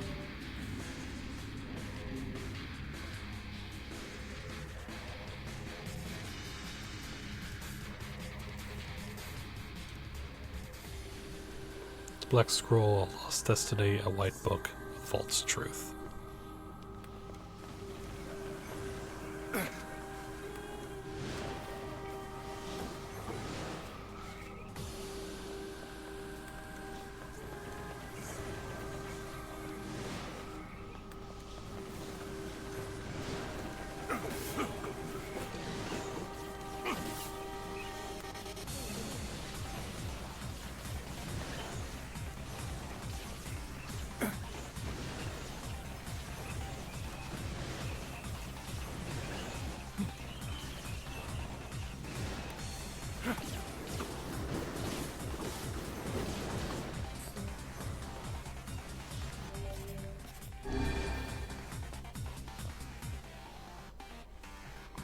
Nice.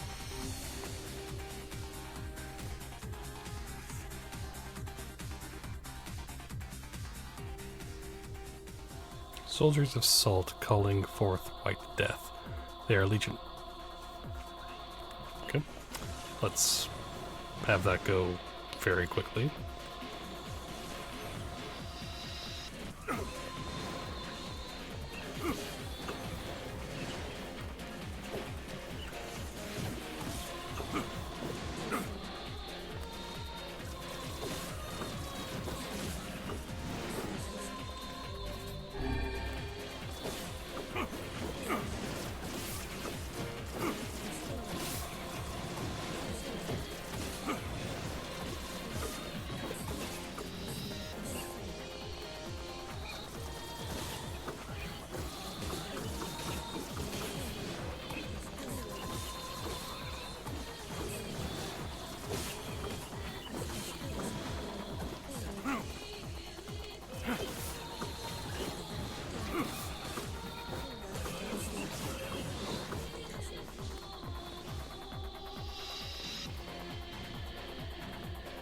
Nice. That's one weapon. Dragon's corpse brought death to the world, delivering unto it the power of magic.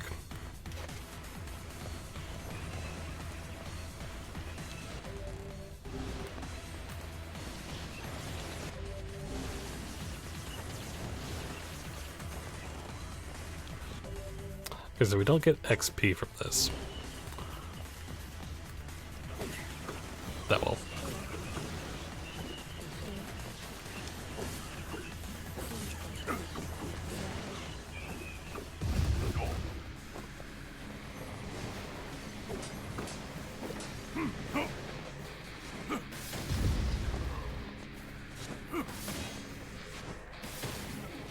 Nice.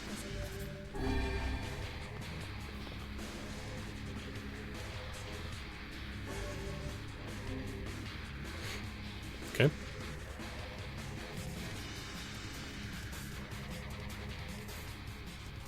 The black sickness stains the future. They journey to return to soulless vessels.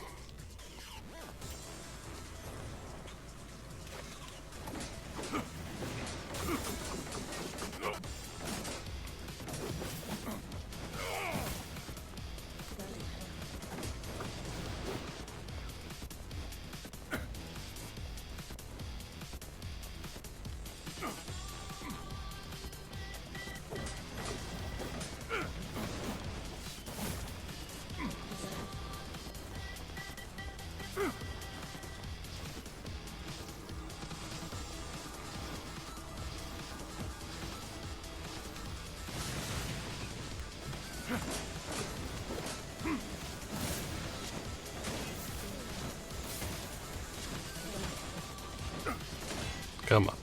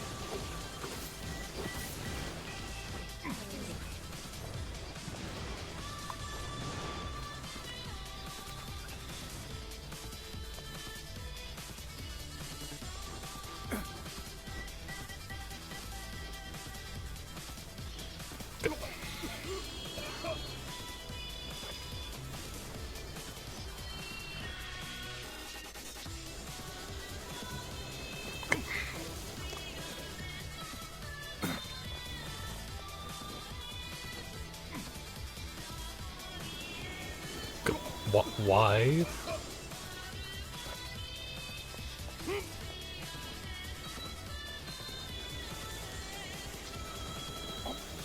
But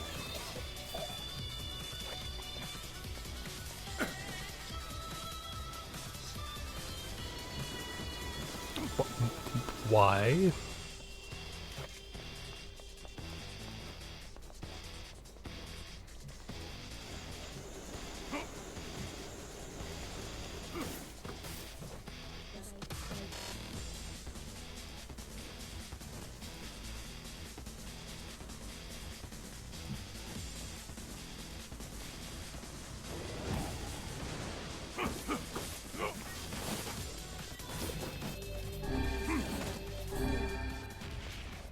Nice.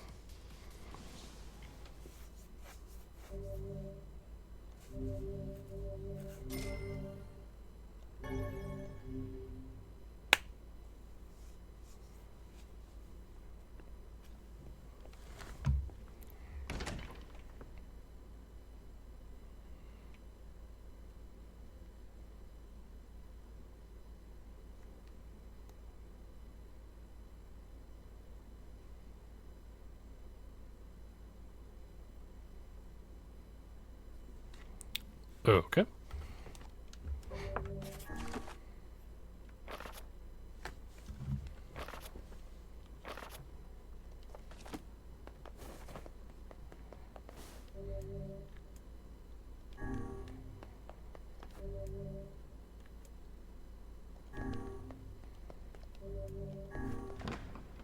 There we go.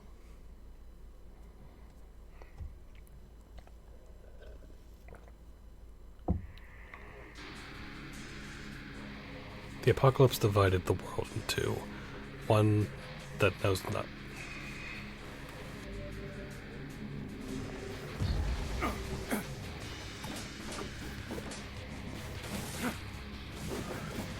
Nice.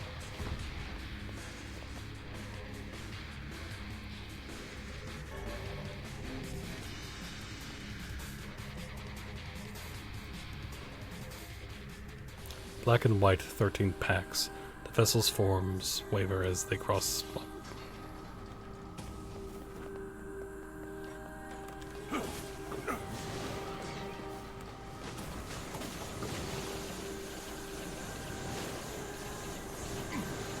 Gosh.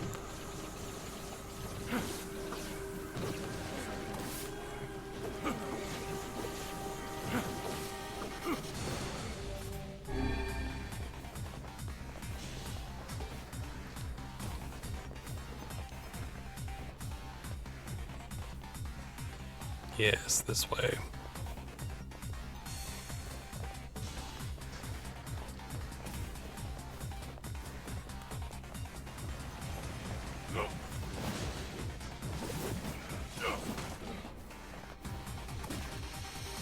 It seems we have been shut in. That is not a problem.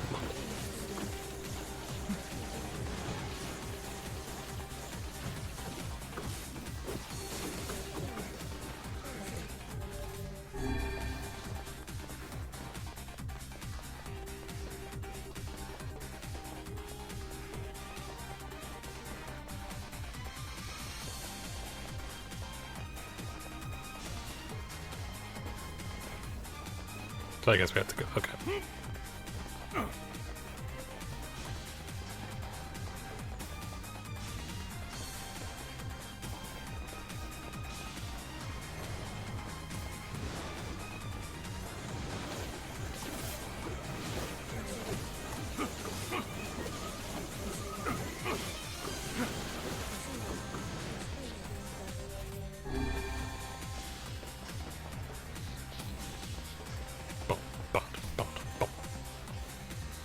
It seems we have been shut in.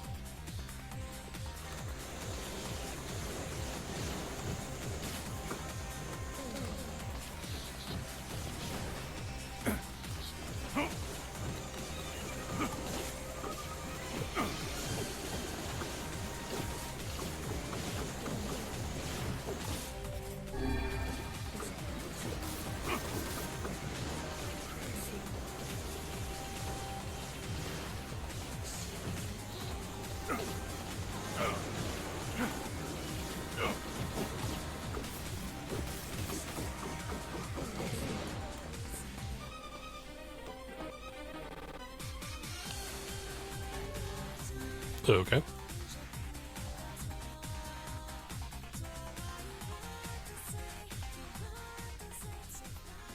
The song of man has been drowned out. In its place, the scream of something inhuman.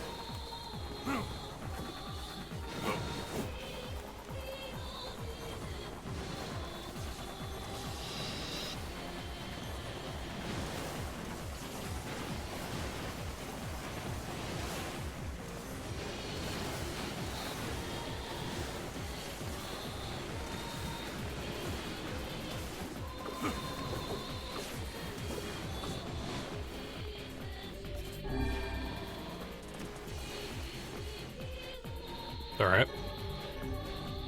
Got the next weapon. Awesome.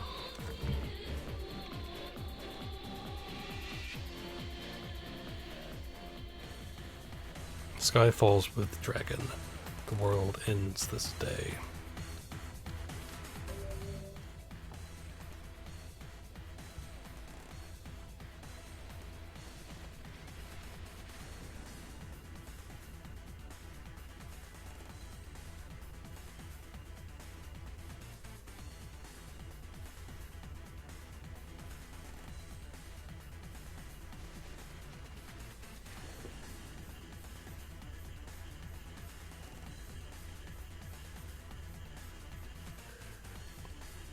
Okay.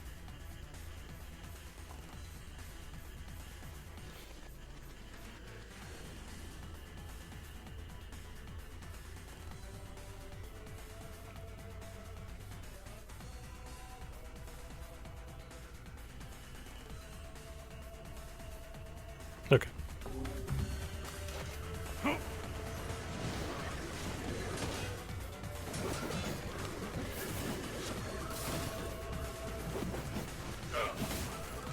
Very good.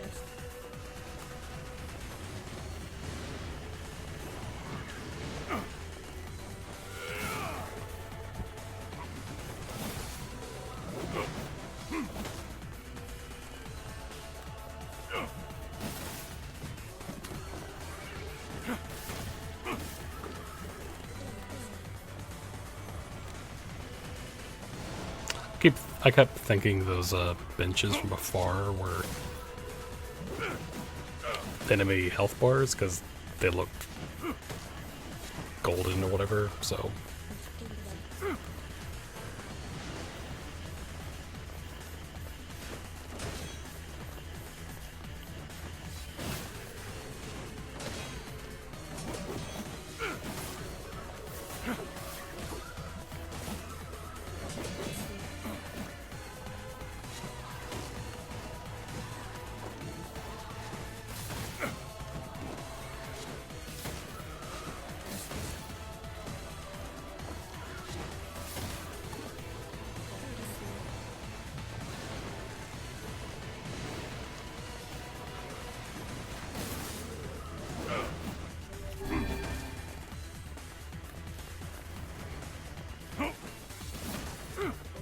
Okay.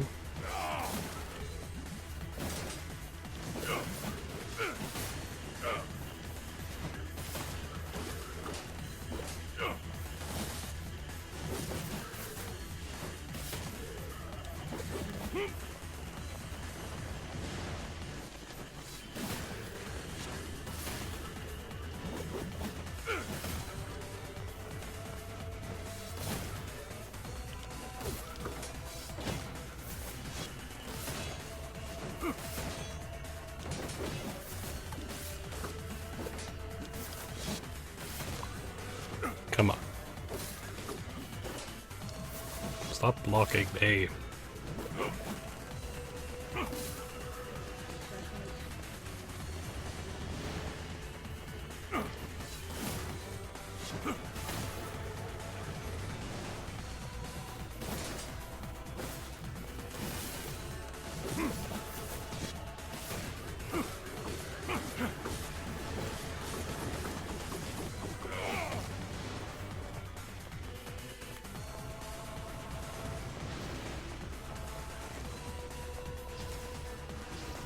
I wonder.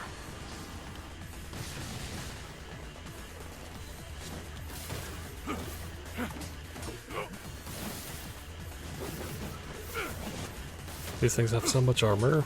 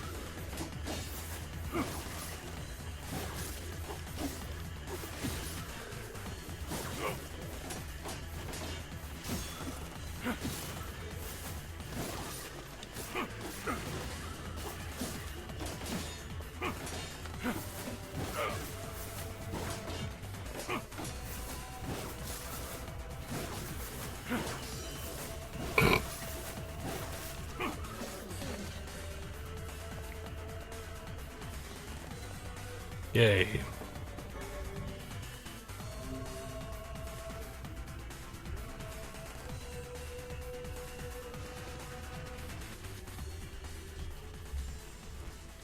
Puppet Priest collects the accursed prayers and polishes the vessel. Right. I forgot about this one.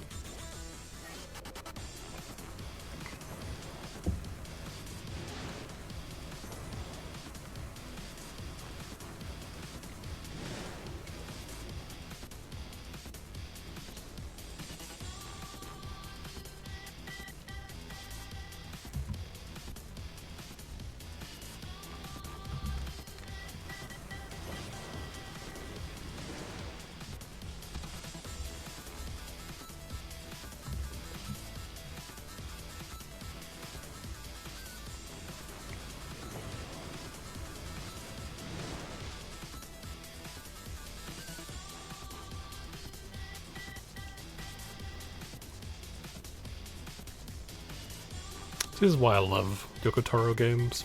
It's because you don't know what you're gonna get. All of a sudden, it's like, oh, you're just fighting, and all of a sudden you're playing a rail shooter section.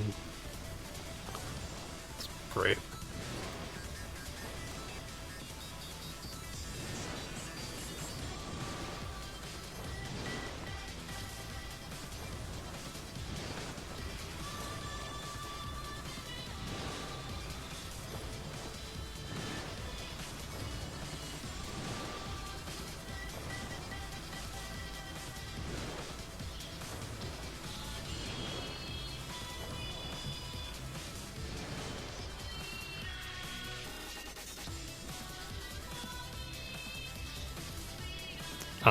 It's just cool what he does with his games.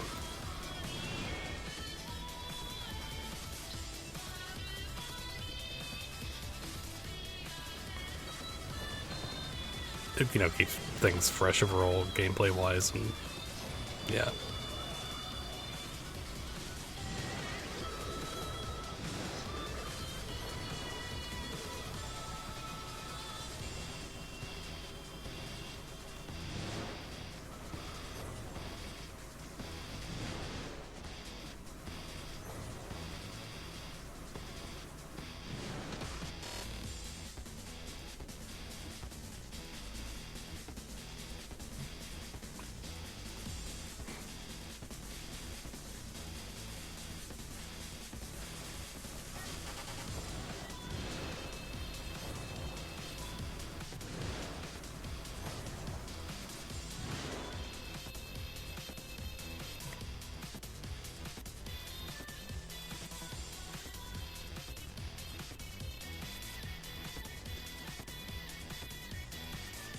Ba-da-da-da-da-da.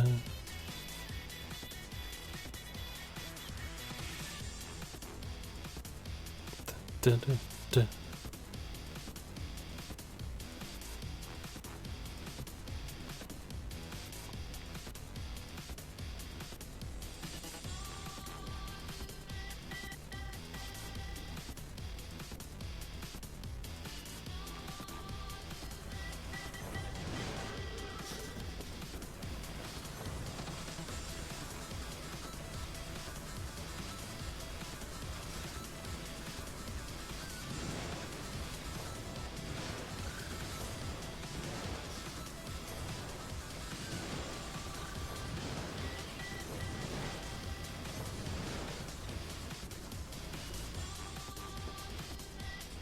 Ba-ba.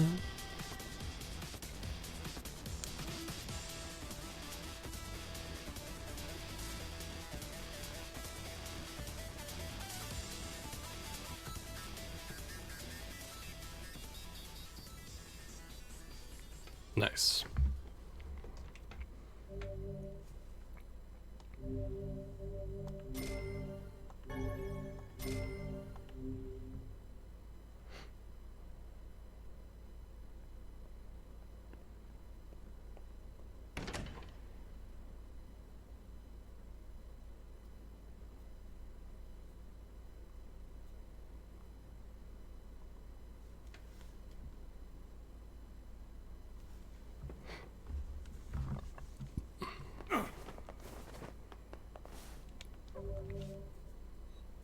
probably going to be leveling up, I'd imagine.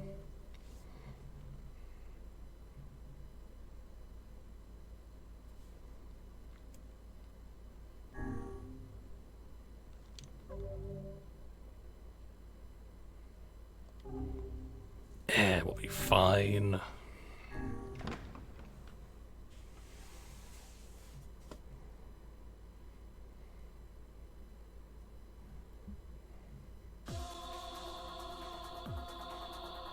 So long as this memory exists, so long as mankind has hope, bloody battle something.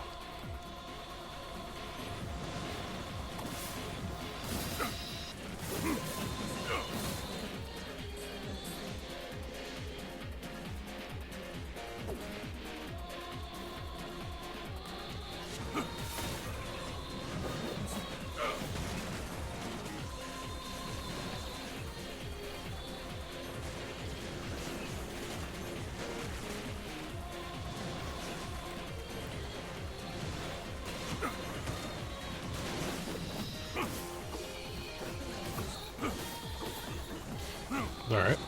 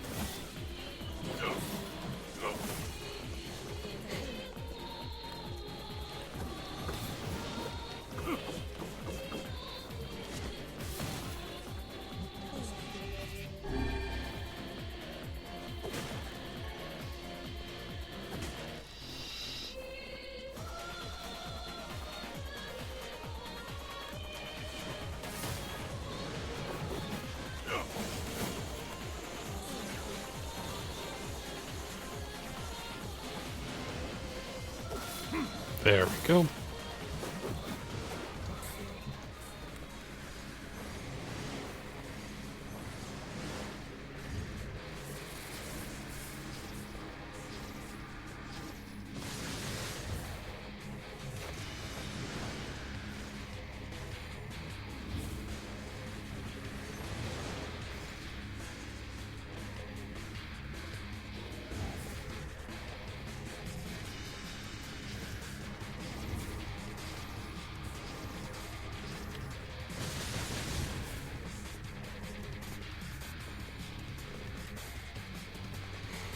Mm-hmm.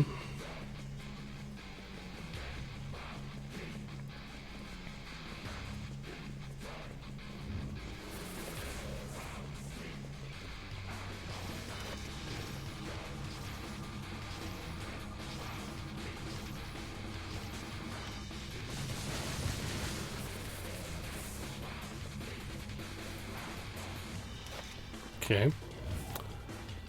Just...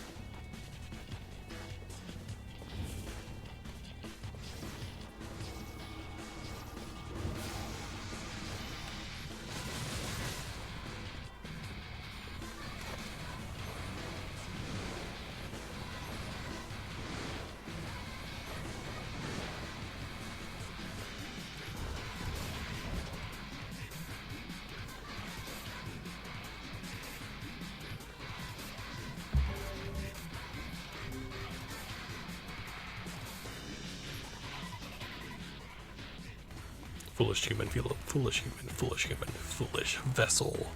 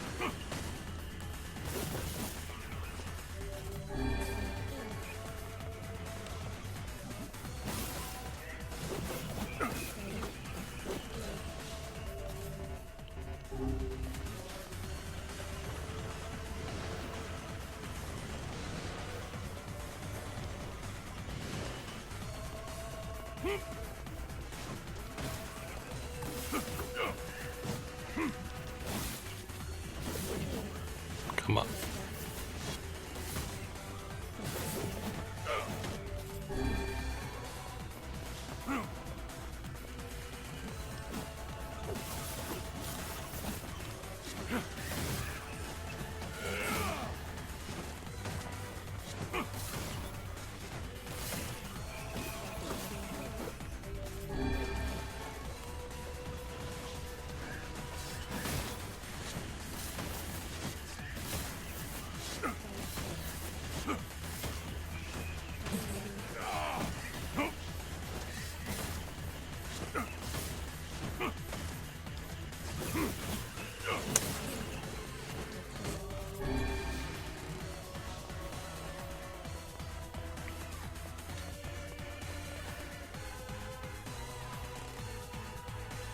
Okay.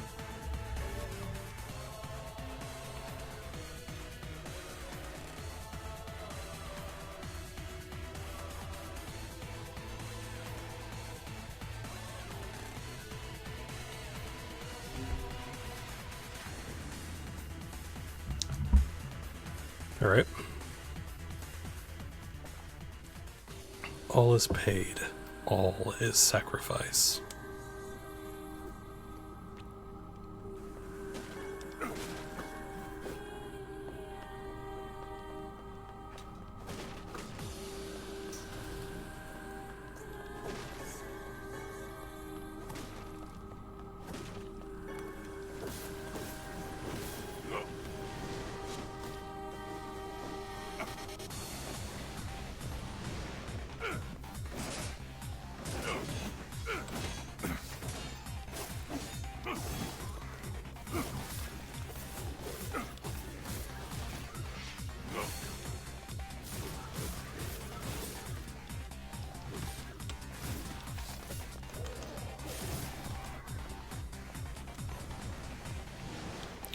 Hold on.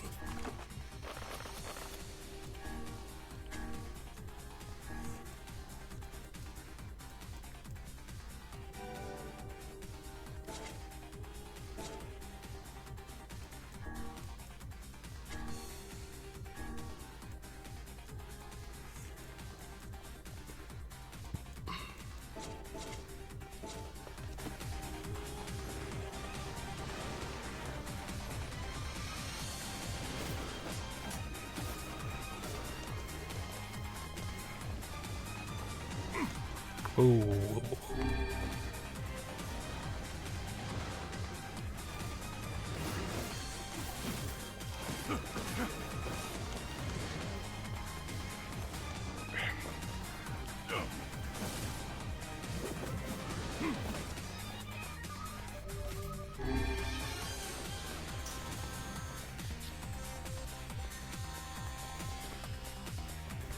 All right.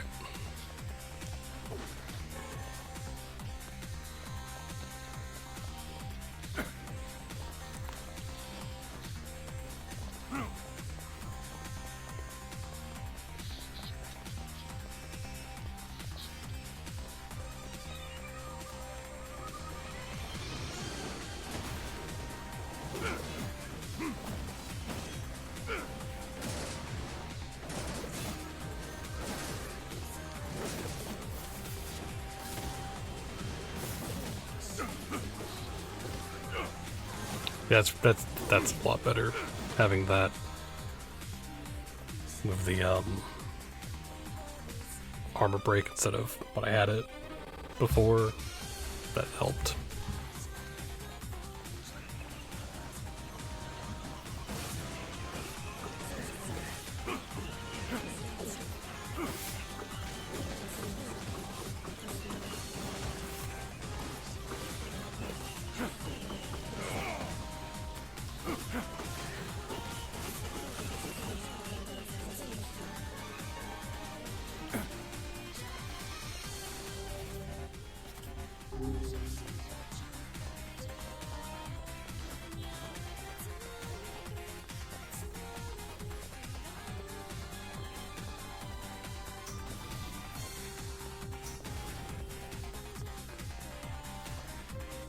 It seems we have been shut in. Halfway.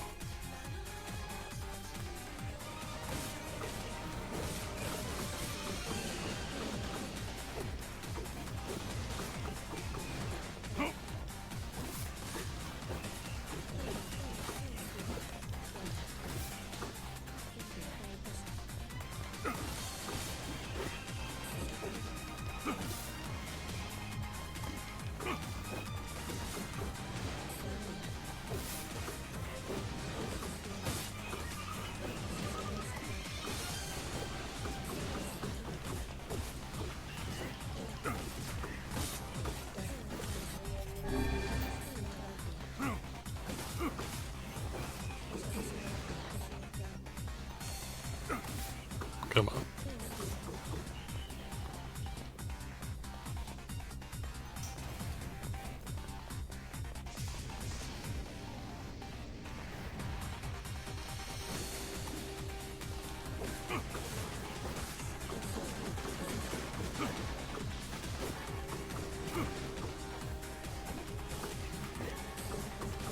Come on.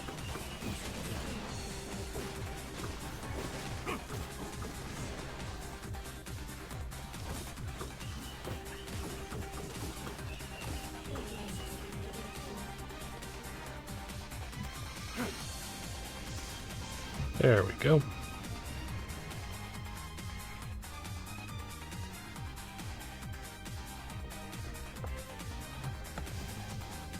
It seems we have been shut in. Thank you for the obvious grip.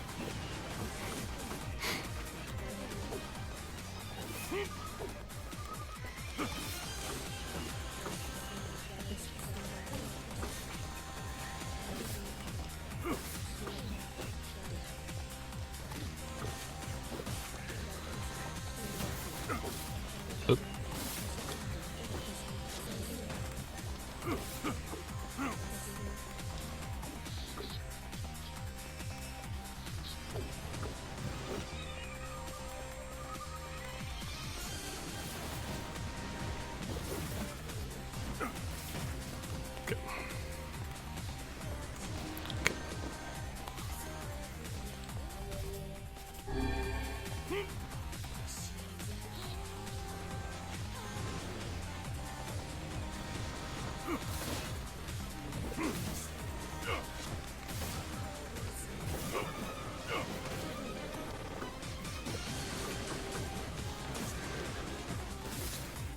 Dang it.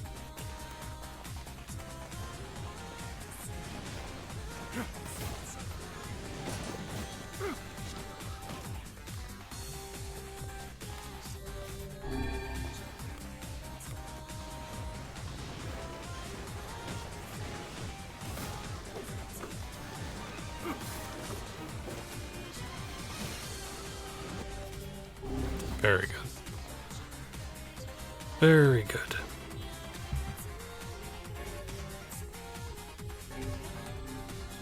That should be the final weapon.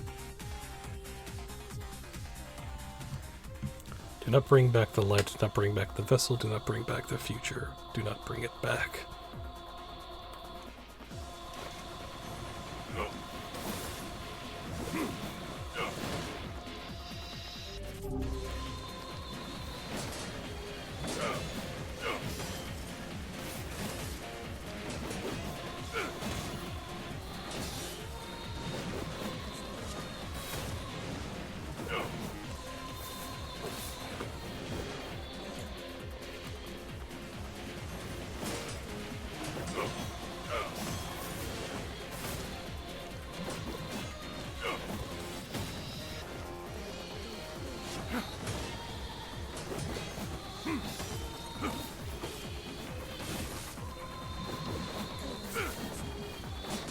Come on.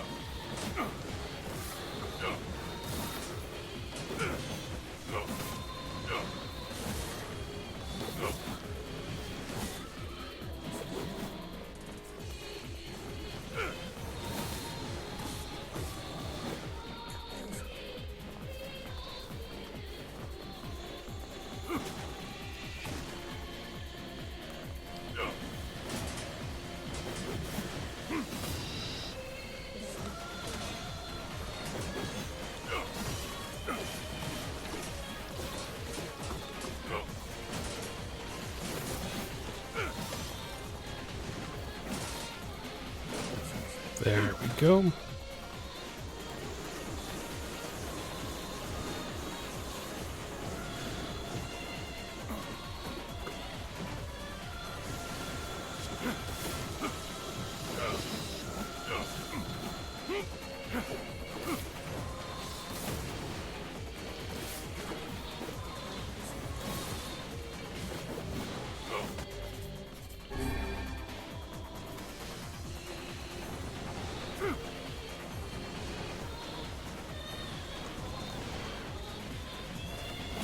Yeah, I don't want to get hit by double those. That would not be very nice.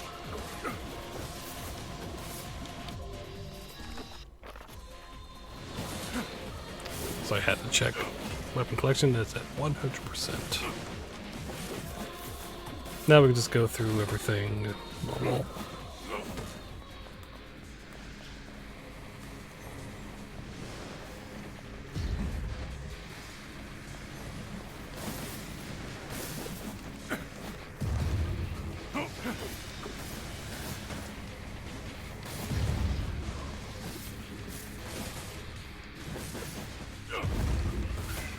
Nice.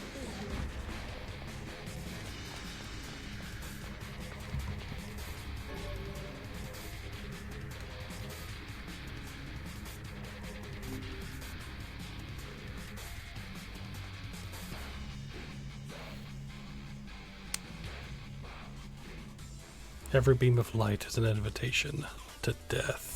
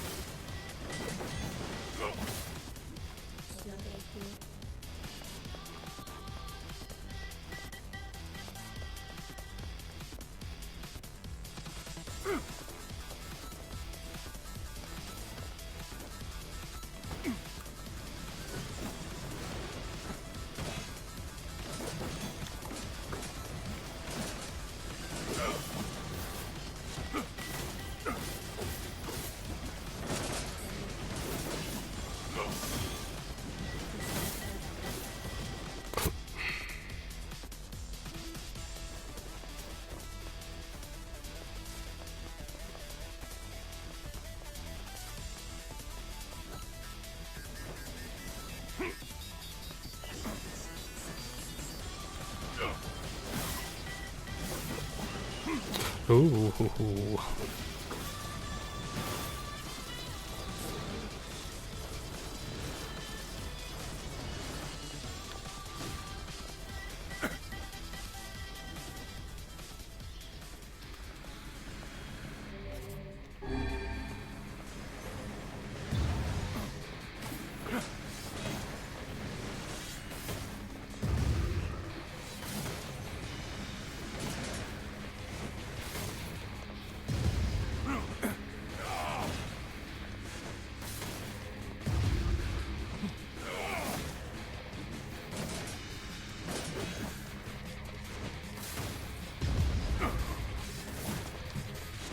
Come on.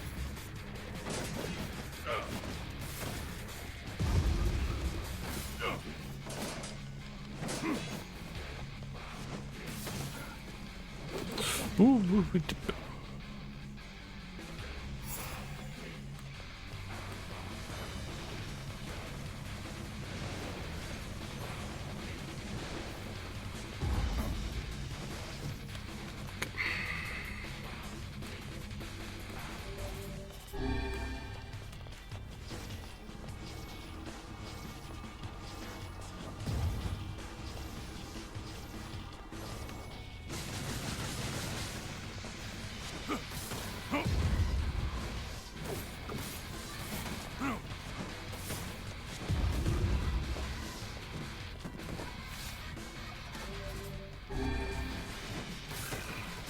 Okay.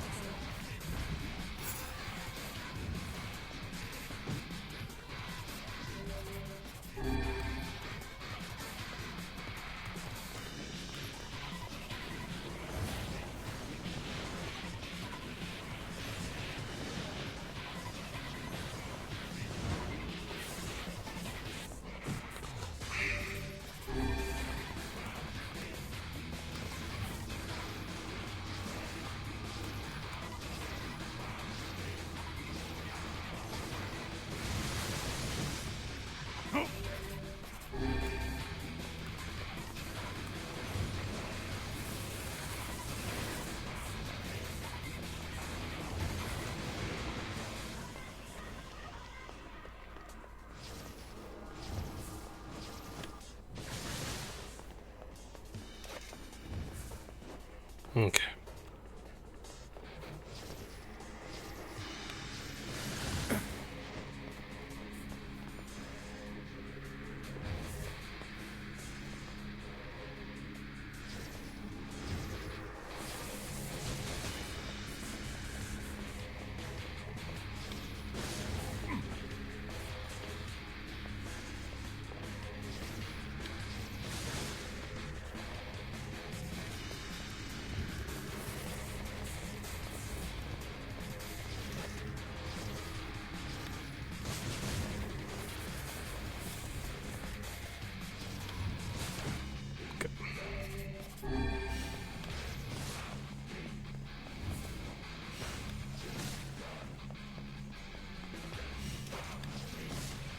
There we go. Very good.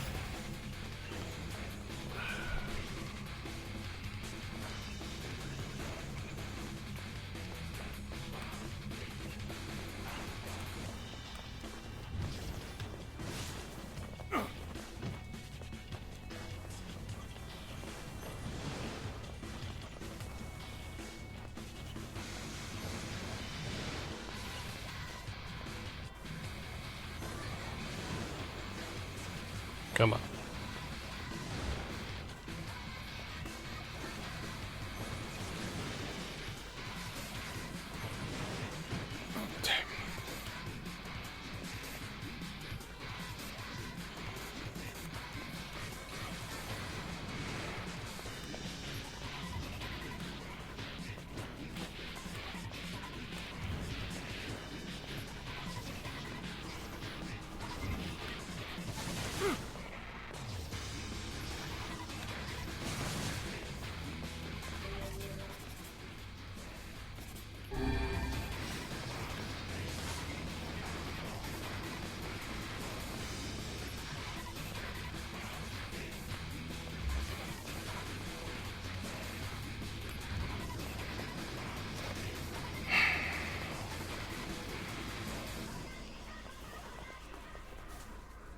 Waiting for the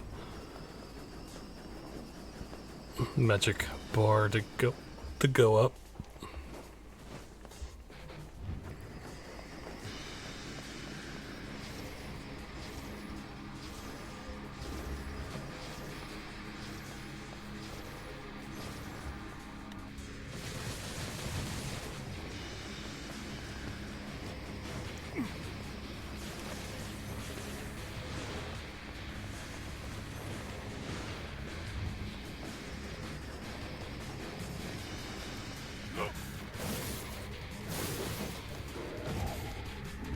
What?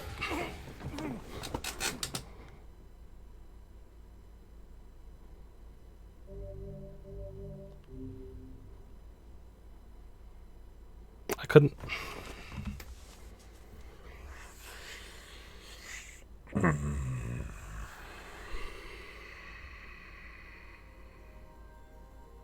My word. Something wrong? I feel it. Yeah. The world.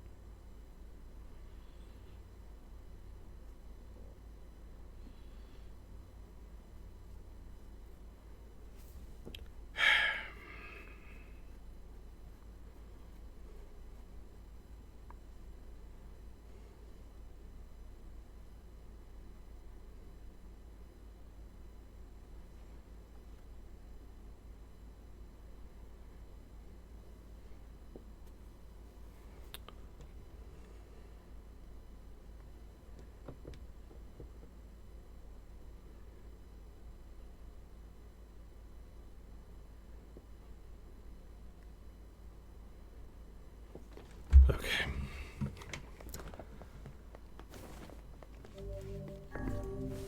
You gotta go through all of that again.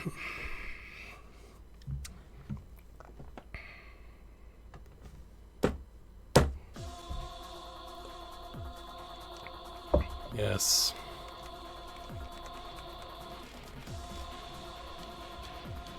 Wait, hold on. Do I? What do I even? Hold on. What do I get?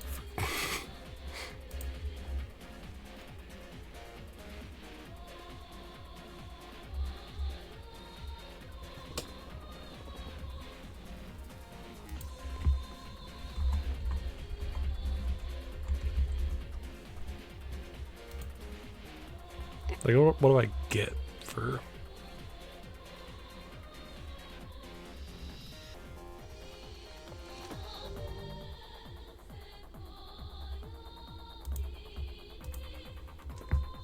Yeah, no.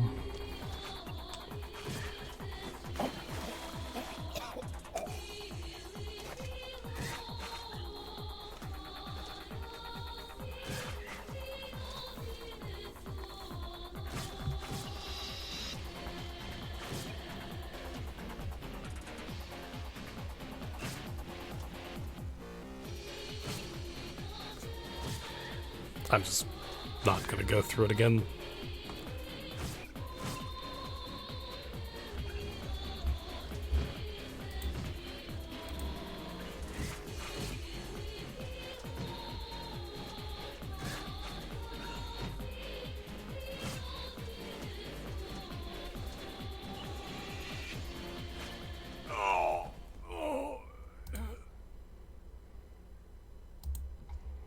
Okay. That's fine.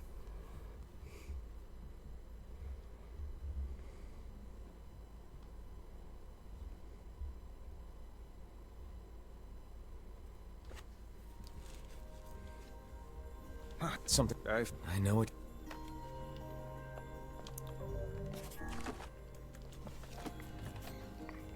I just wanted the weapons. That's all. All right.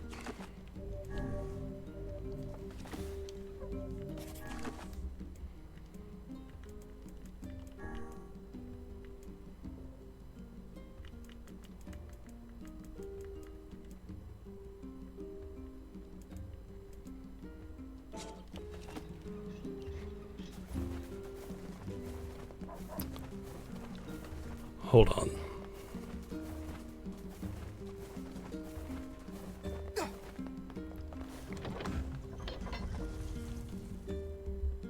Junk heap isn't open, is it?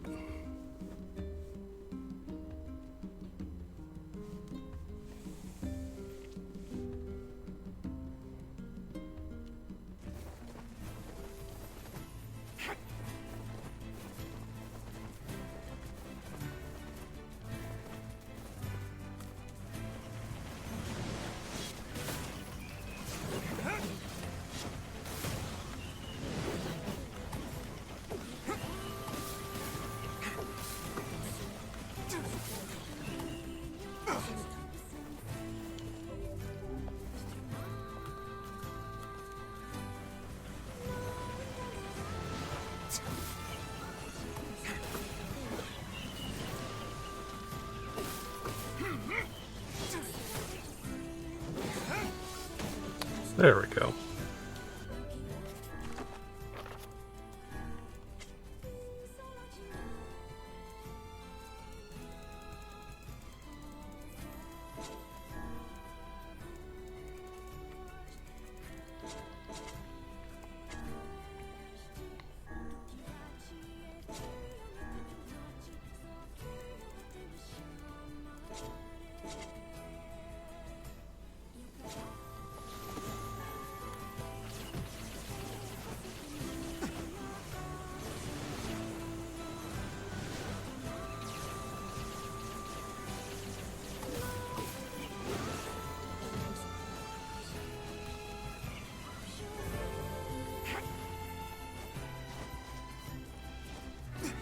I'm assuming that it's not available, but just want to check.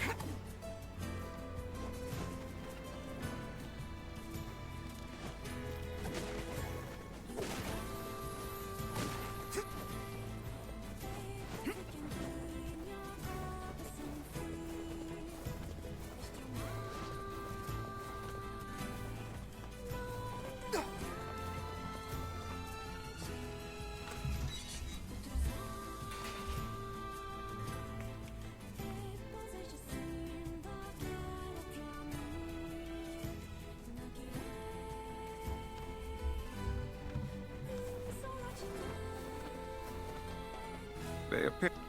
Okay.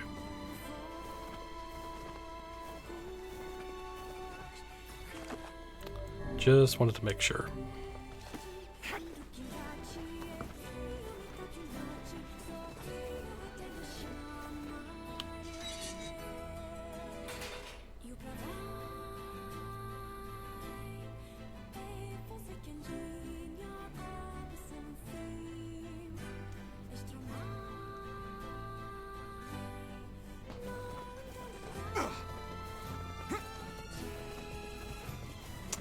Alright, so...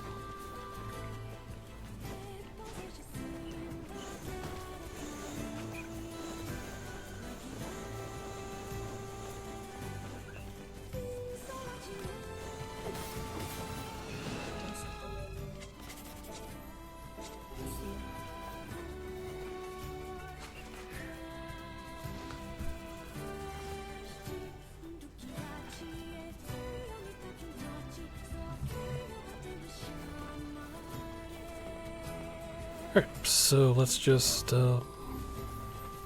continue.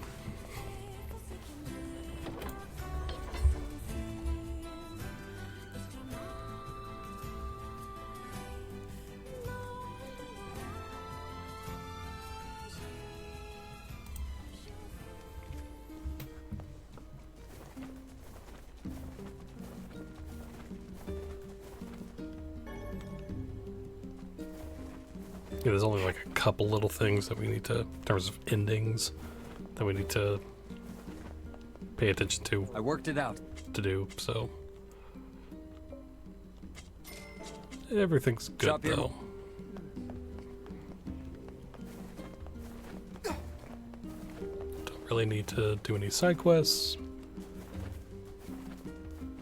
Yeah, we can just play the game normal.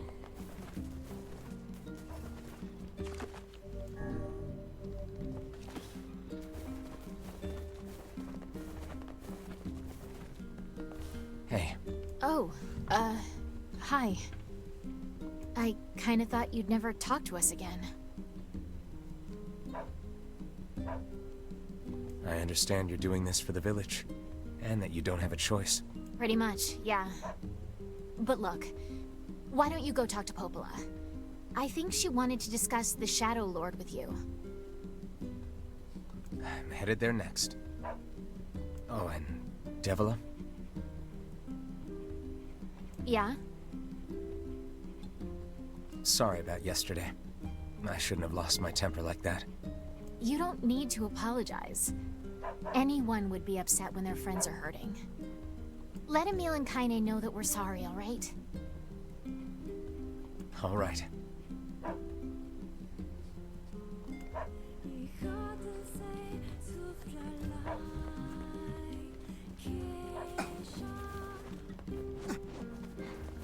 All right.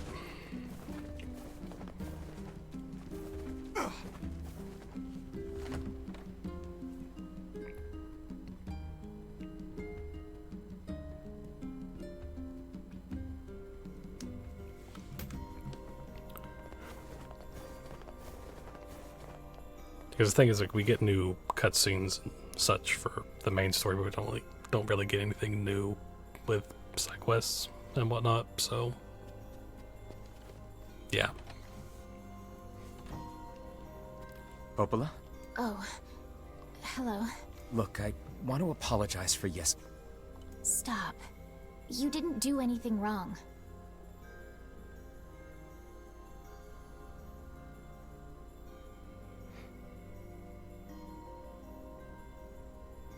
Yeah, but neither did you. You're just trying to protect the villagers, and I jumped down your throat for it. It's very kind of you to say so. Regardless, please don't let it trouble you. Ahem. I believe there was something you wished to discuss with us. Oh, right. Yes, about that. You know about the lost shrine, right? The temple where I was first discovered. That's it. Well, it seems that the Shadow Lord's lair is connected to it somehow. Oh ho. It was right under our pages the whole time. But the bridge that leads there is unusable. So take a boat. A boat? Yes, the canal's finally been repaired. It took a lot longer than expected, what with the shades and all. I also asked them to provide a boat at the path to the Lost Shrine's back entrance. The ferryman will let you use it free of charge. That should make it easier for you to move from town to town. Thanks, Popola. I feel like you've done so much for me. I'm really grateful.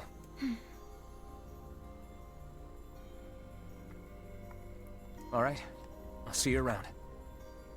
And for the love of everything, be careful. No.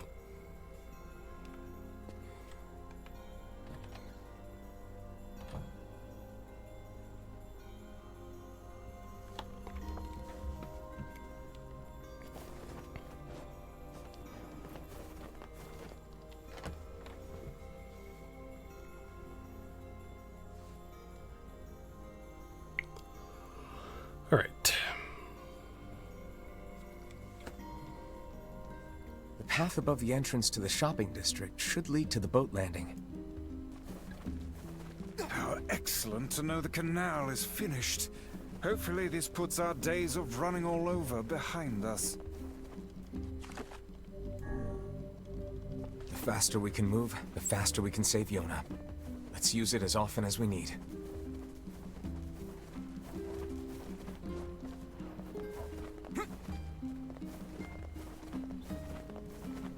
All right.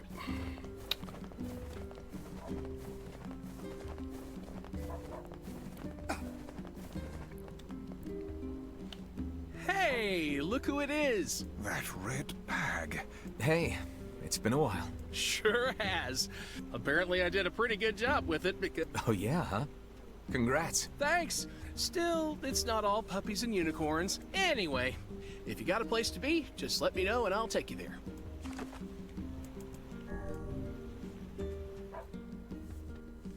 All right.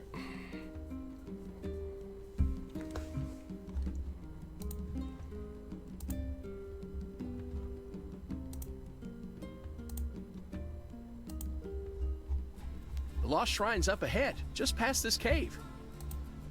As well as the Shadow Lord's castle.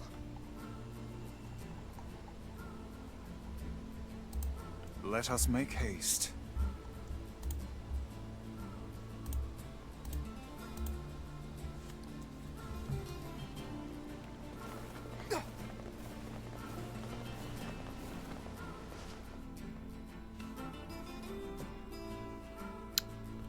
All right.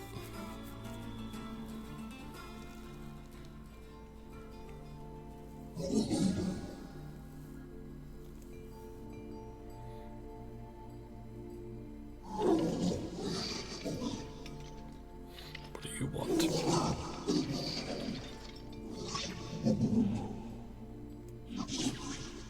I'm different.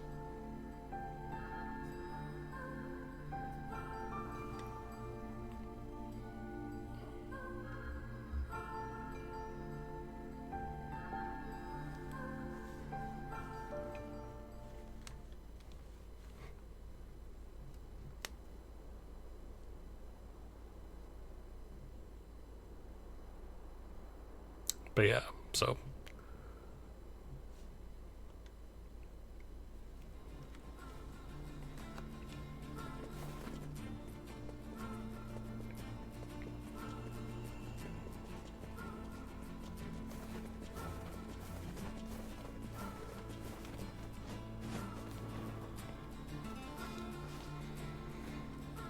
yeah, I'm not really, I mean, I am wanting to do all the endings of Automata. I'm not really looking forward to having to get all the weapons and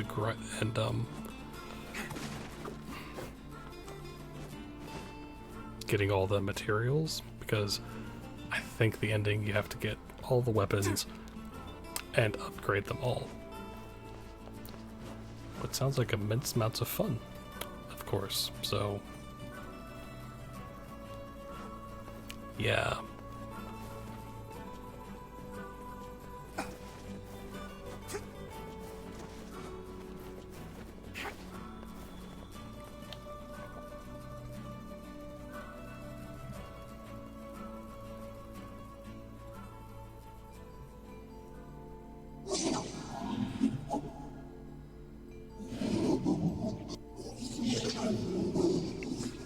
Prize has been taken away. Hansel is dead. There's no reason for me to exist anymore. My life is over. Just let me alone. Leave me alone. But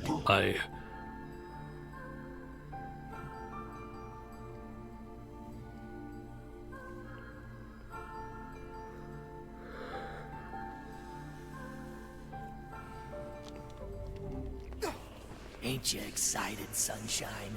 We finally get to bathe in blood. Don't talk to me. I want to kill so bad I can barely stand it.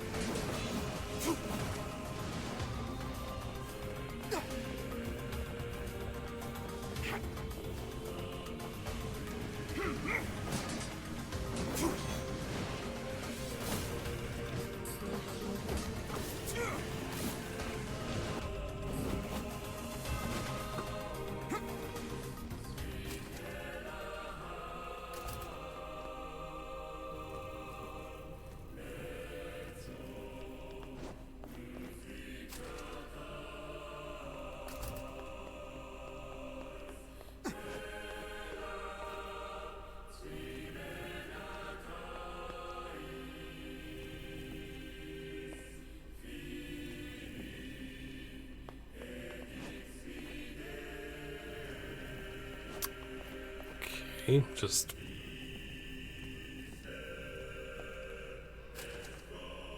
This is all too easy.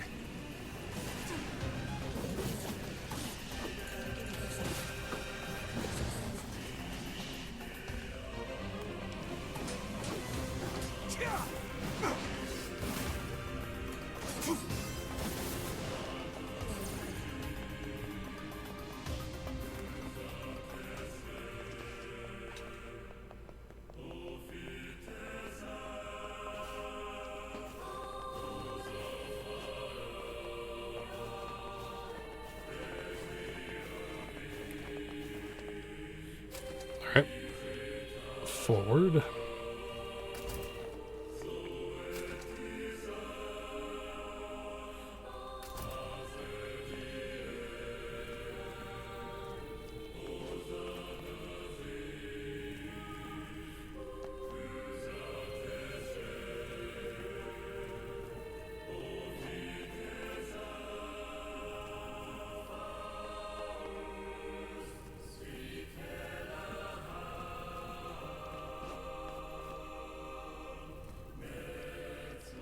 Nice.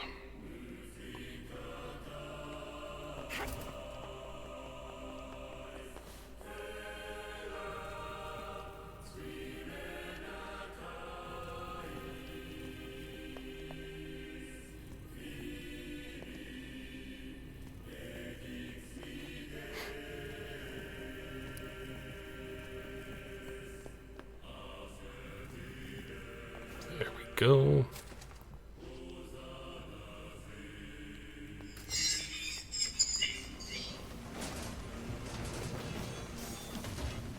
What's with these guys? Certainly not your garden variety shades. Their bodies aren't fully functional. Say, I've heard of this. A cursed area where incomplete shades gather.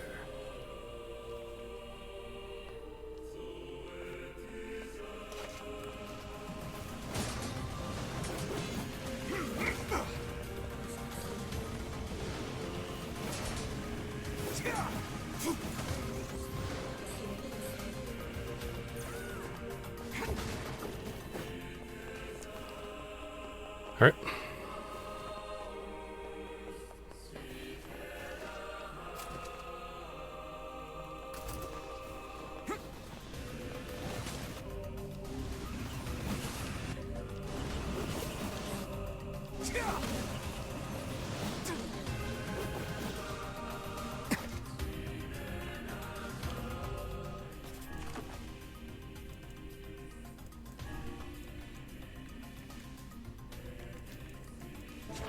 But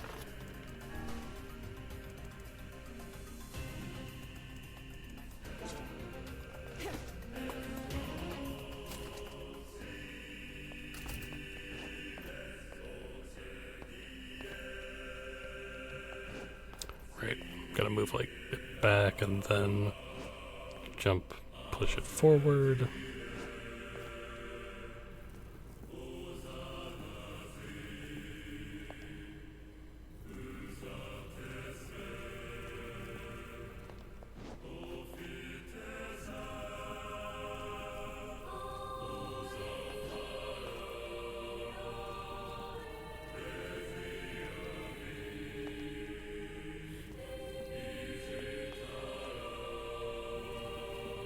Nice.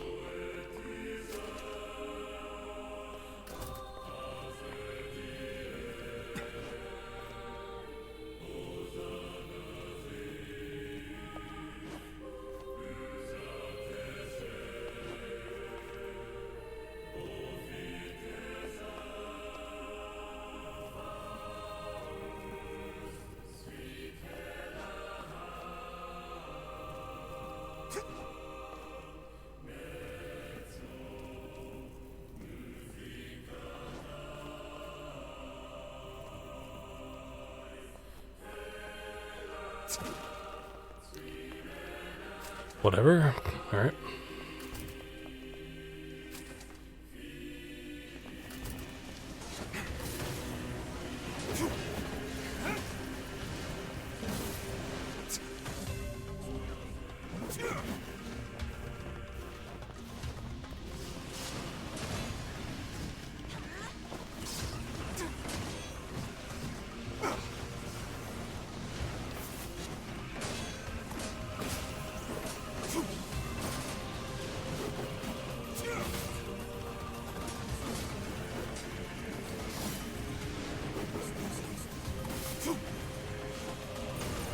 Okay.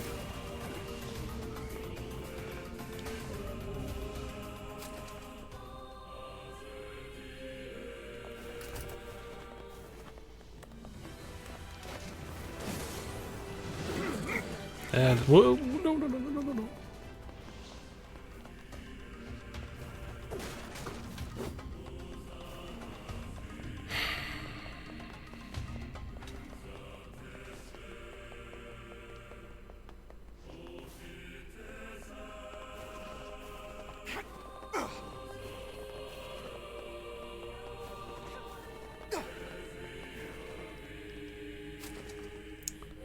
Gosh dang it.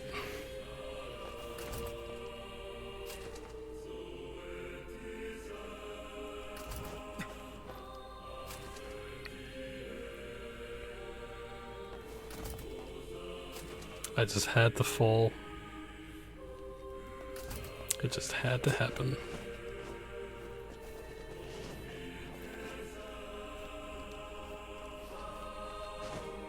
Oh well.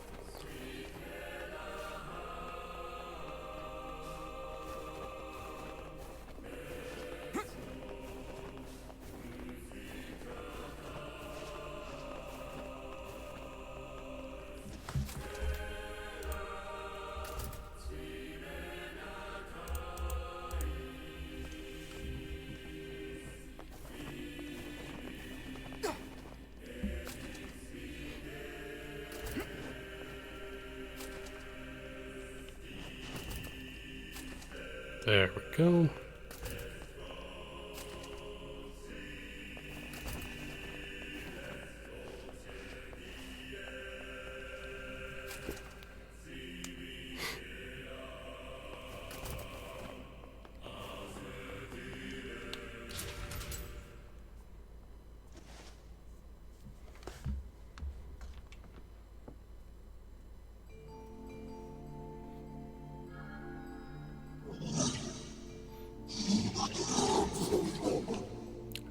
all poorly and mocked you, betrayed you, all because you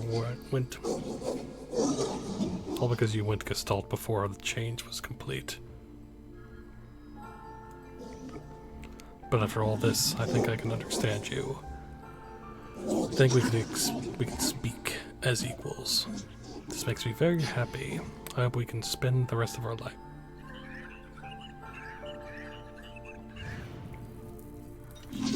What was that?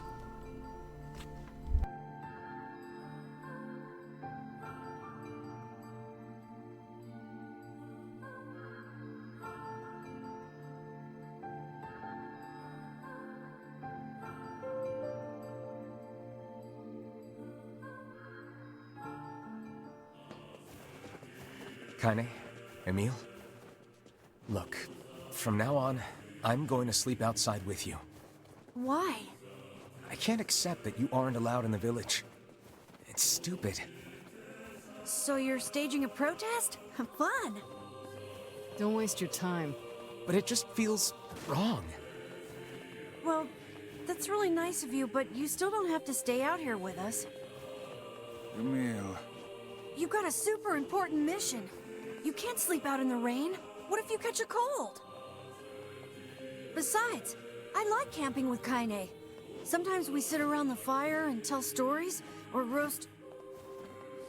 Emil, that's enough. I got a fucking image to maintain.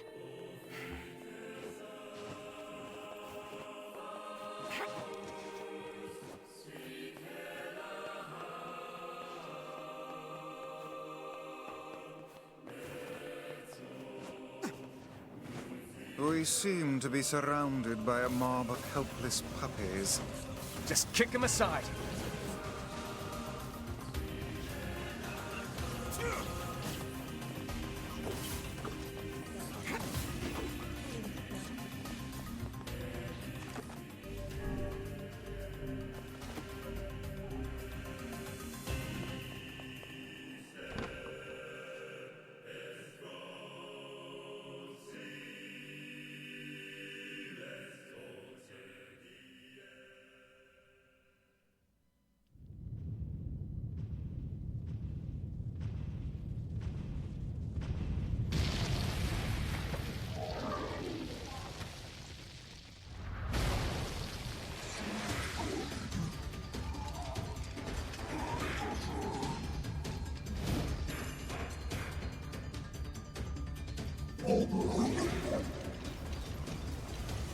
What's going on? There's dozens of them!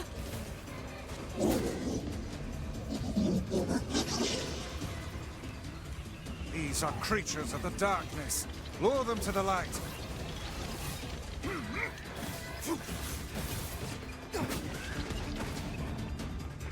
Pathetic to the end, I see. Aim for that statue. It's the leader.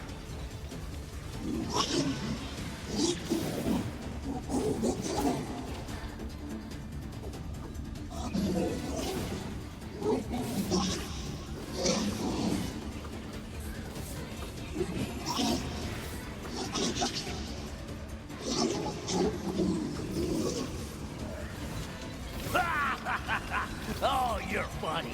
I'm gonna start crying here.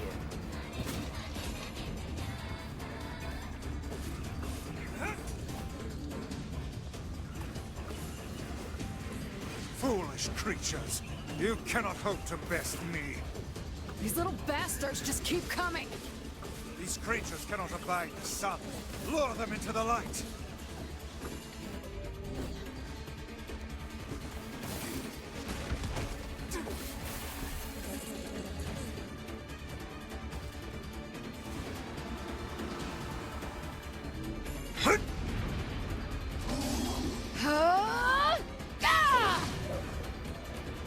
I just realized I was muted. I don't know how long, but Have you felled the beast?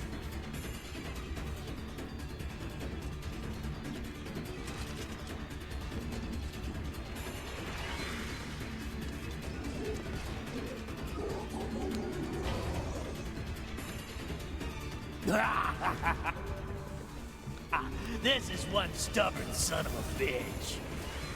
Damn it, damn it, damn it! Hey there, Sunshine. You ain't feeling bad for this freak, are ya? Ain't no turning back now. You got a lust for blood. Embrace the slaughter. All we know is the thrill of battle. Ain't that right, Kaine?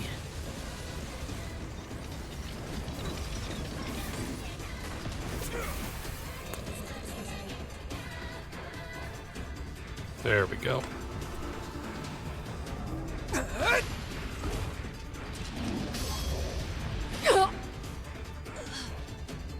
Kaine!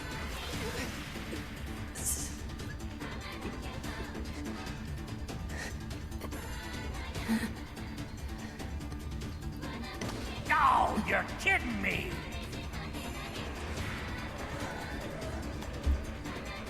Kaine!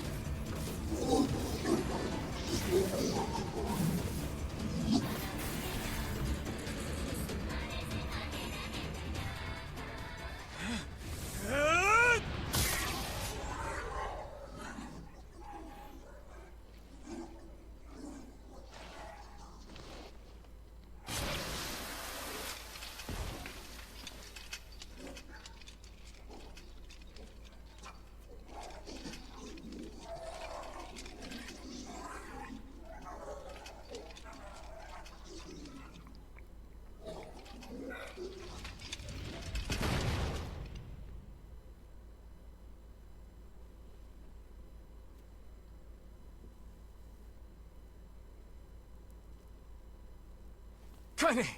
Are you alright? Kaine! I fear there is little we can do for her.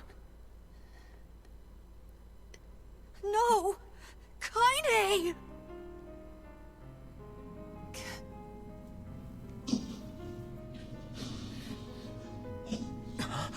What is happening? It's all over for you, sunshine.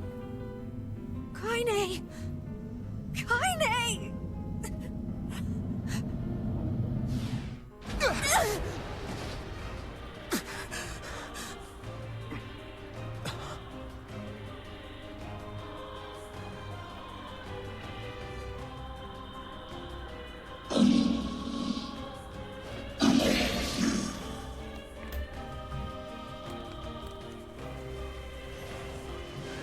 It's Kaine's shade!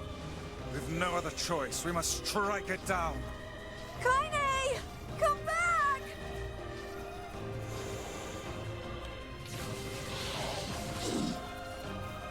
Now, pin her down! Kaine, please! Oh dear.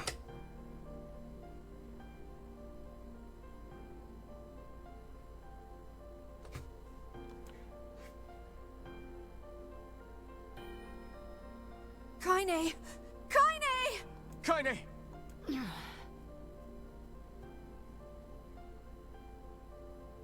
I couldn't hold it back. I can't be with... We're always going to be together, Kaine. If you transform again, we'll just stop it again. As many times as it takes. I don't care how tough it is. We're gonna get you back. I like sleeping outside because I'm with you, Kaine. I'm able to ignore my appearance and keep going because of you. I'm weak, and I'm sad, and I'm lonely. But you make me strong. You're my friend, and I need you. So don't you dare leave me!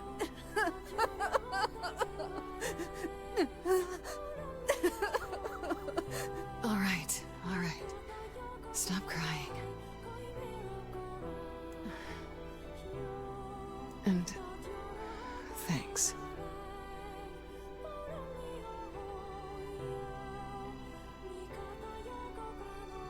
I'm all right.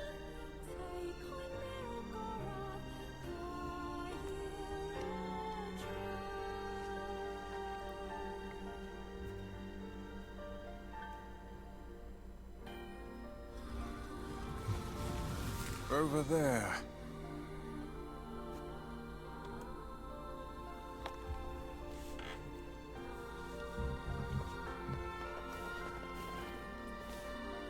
But there we go.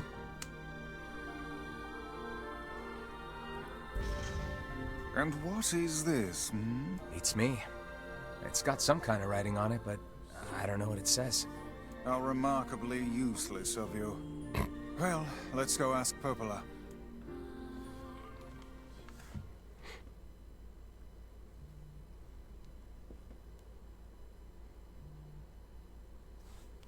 It's a cipher of some kind.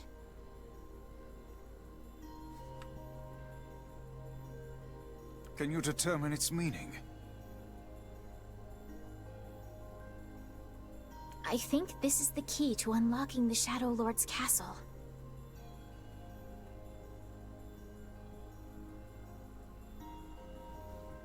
Here, take a look at this. I wrote down all the words I can understand. This fragment is called the Stone Guardian. Given that you found it in the Lost Shrine, the words must mean something. There are spaces here for 4 other fragments as well. Yes. Sacrifice, the Law of Robotics, the Memory Tree, Loyal Cerberus. The Law of Robotics probably refers to the Junk Heap, and the Memory Tree might be the Forest of Myth. But as for Sacrifice and Loyal Cerberus, I don't have a clue. Not a problem. Hmm? If we want to fill in the words, we just run around the world killing every big monster we find. Oh, splendid. By all means, let us undertake a murderous rampage. They're just shades. Besides, it's the only way to reach the Shadow Lord. It's a dangerous task. Yeah, well, Yona's an even more... But how can you even be sure that she's... Because she is! Right? The Junk Heap and the Forest of Myth, yeah? I'm on my way. Please be careful.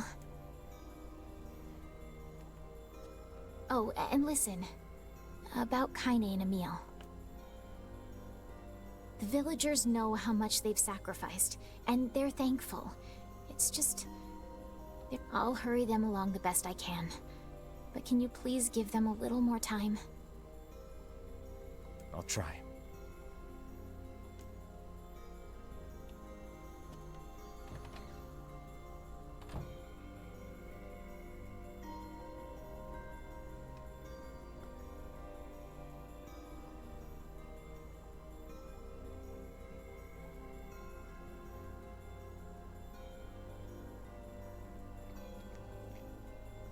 Okay.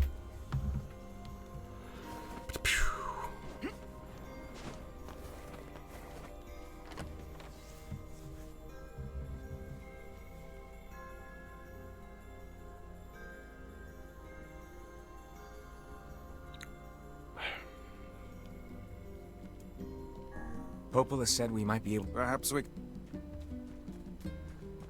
And it's dropping frames again.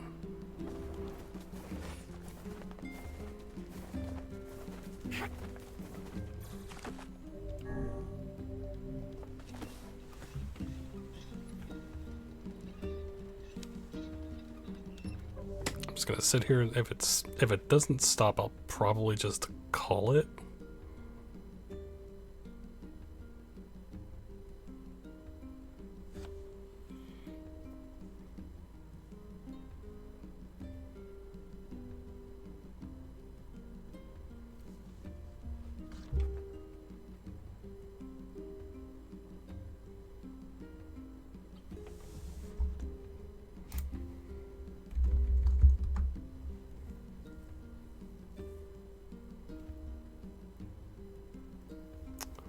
Okay, it doesn't really seem to be stopping, which is annoying, but...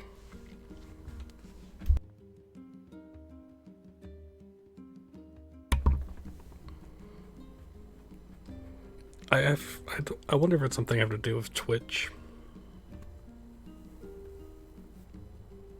Because it's been kind of iffy. I don't know. Or there's some weird connection issue between it and Streamlabs or whatever. It's probably something like that. I don't know. But yeah, it's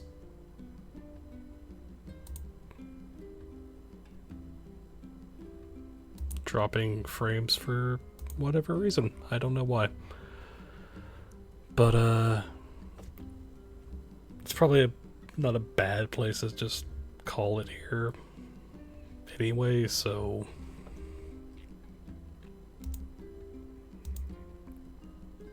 yeah. Yeah, gonna call it here. Next time we'll just go through the story again and all that, so... it's kind of annoying, but whatever. Again, no stream tomorrow. It is Tuesday. So, yeah. Anyway, so thank you, everyone, for watching, as always. That is very true. Always something weird has to happen, but what can you do? This is the first time it's been this bad in a long time for me anyway, so I'm wondering if this is some kind of something between connection of the streams or something, I don't know. But it's not the worst timing. At least I was kind of done with a bit of the game and such, so, but yeah, so no stream tomorrow. We'll be back Wednesday. Hopefully everything's fixed by then. But yeah. Anyway, so thank you everyone for watching, and as always, thank you for being awesome. And until next time.